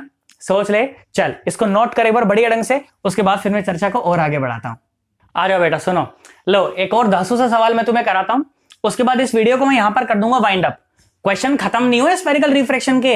अगली जो वीडियो मैं तुम्हें बनाऊंगा ना, उस वीडियो में मैं आपको पढ़ाऊंगा बेटा ट्रांसवर्स मैग्निफिकेशन कैसे होता है ना। सुनो, अभी तक मैंने जितने भी ऑब्जेक्ट लिए, ये सारे के सारे ऑब्जेक्ट पॉइंट ऑब्जेक्ट थे, पर जरूरी थोड़ी कि सारा ऑब्जेक्ट पॉइंट ऑब्जेक्ट ही होगा यार।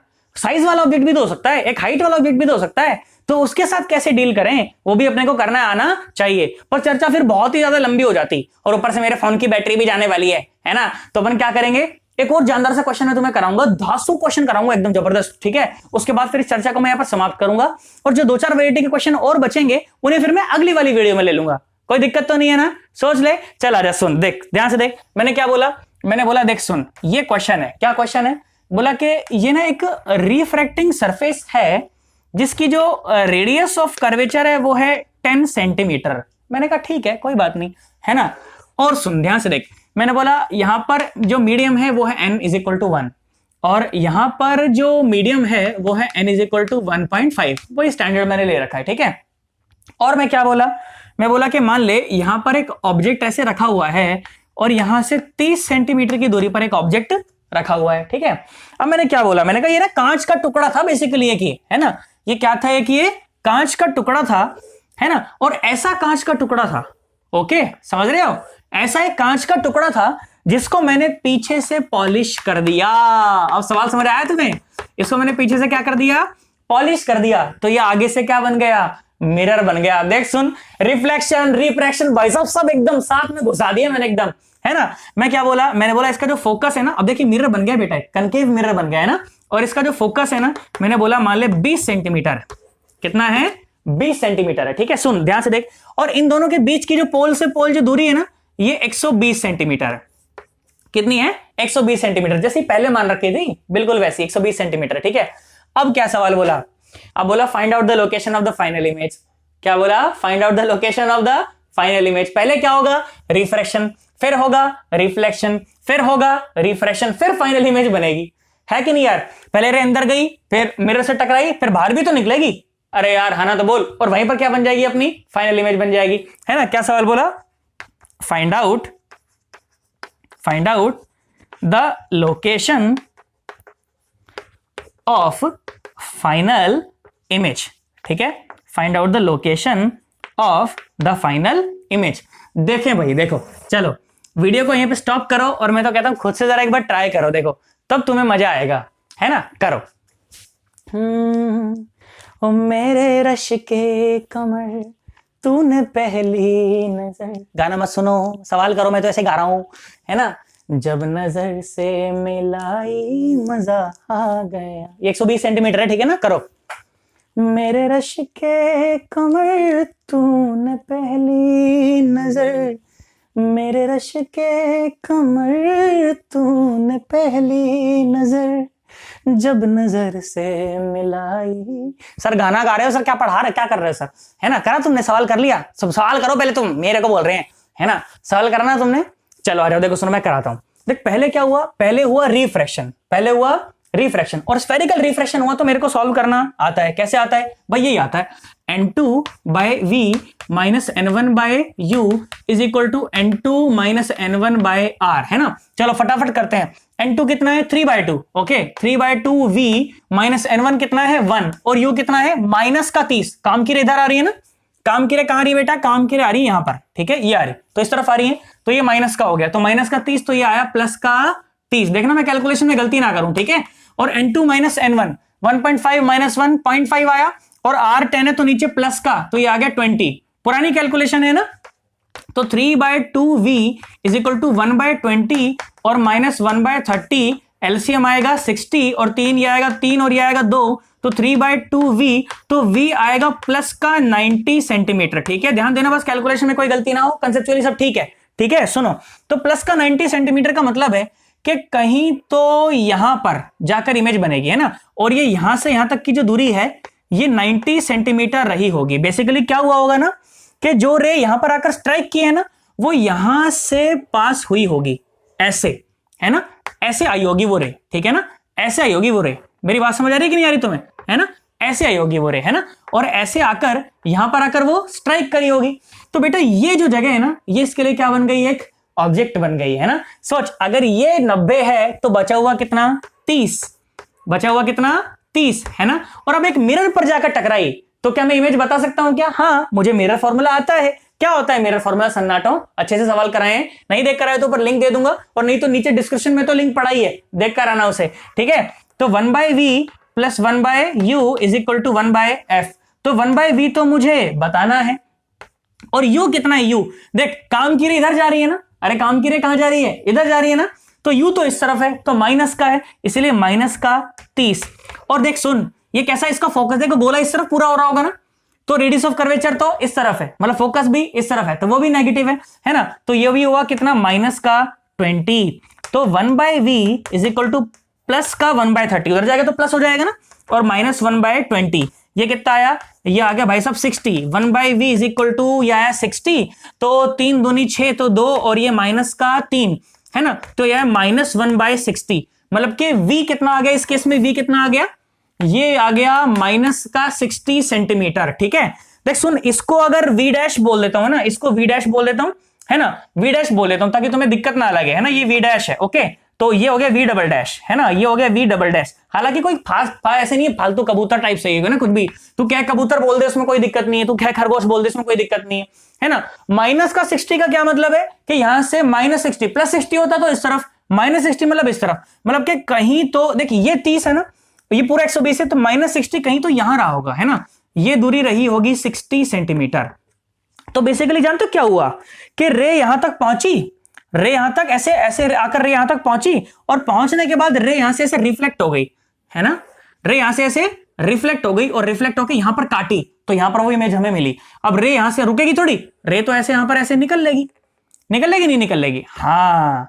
तो अब ये अगर 60 है तो यहां से भी कितना है 60 है, यहां से भी कितना है 60 है।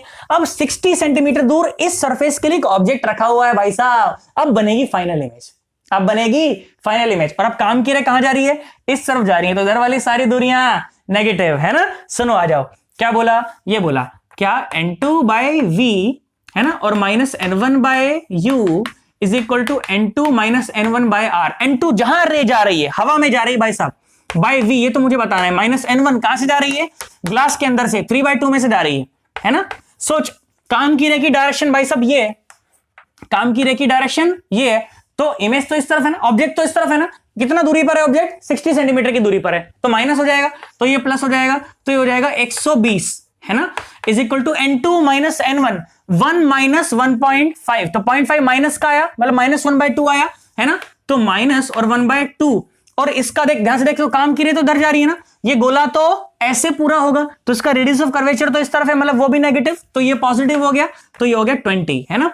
तो 1/v इज इक्वल टू 1/20 और -3/120, है ना, तो 1/v is equal to LCM तो 120 ही आएगा, तो 2 जो के 12 है ना, तो ये आ गया भाई साहब 6, -3 है ना, तो v कितना आ गया, ये आ गया 120/3, तो 3 चौके 12, मतलब के ये हो गया भाई साहब कितना 40, तो प्लस का 40 सेंटीमीटर है ना, मतलब कि सरफेस से, इस सरफेस से प्लस का 40 मतलब इस तरफ, तो भाई साहब इमेज कहीं तो यहां आकर बनी होगी है ना, प्लस का 40 centimetre. This will be the location of the final image, ठीक है, फाइनल इमेज यहां पर आकर बनी होगी। देखा फिनोमिना क्या हुआ भाई साहब, पहले रे अंदर घुसी, मिरर से टकराई, टकरा के वापस खुपाच है ना, एक रिफ्रैक्शन, दूसरा रिफ्लेक्शन, फिर तीसरा फिर से refraction, and then final image कितने पर, प्लस का 40 सेंटीमीटर है ना। सवाल इस तरह से भी पूछा जा सकता था कि find out the distance between the object and the final image, तो ऑब्जेक्ट और फाइनल इमेज के बीच में दूरी कितनी है, 10 सेंटीमीटर। इस तरह के सवाल बहुत सारे पूछे जा सकते हैं है ना। अब ये कन्वेक्स है ना और ये कनकेव है, इस तरह से कुछ भी का कॉम्बिनेशन बना लो है ना, इसको तुम कनकेव ले लो, इसको कन्वेक्स ले लो है ना, दोनों कनकेव ले लो, दोनों कन्वेक्स ले लो और खेलते रहो आराम से यार है ना, सवालों की कोई कमी नहीं है। बोल तुझे मेरी बात समझ आई है कि नहीं आई है ना। और इसी में ऑटो कॉलिमेशन के सवाल करा सकता हूं मैं, अगली वीडियो में करा दूंगा ऑटो कॉलिमेशन के सवाल, क्या देख कैसे सवाल बनते हैं है ना, उसमें परेशान होने की 1% आवश्यकता नहीं है, ठीक है। तो आज की वीडियो में बेटा मेरी तरफ से सिर्फ इतना ही है ना, यहां तक आए उसका मतलब समझ सारा आया, मैंने पहले भी बोला था है ना। इस वीडियो को भाई साहब बहुत दूर दूर तक अपने सारे दोस्तों के साथ शेयर करना है, ताकि बेटा किसी समय पर एक ऐसा आए कि चैनल की रीचेबिलिटी इतनी ज्यादा बढ़ चुकी हो कि बहुत सारे जरूरतमंद बच्चों तक मैं ये पहुंचा पाऊं।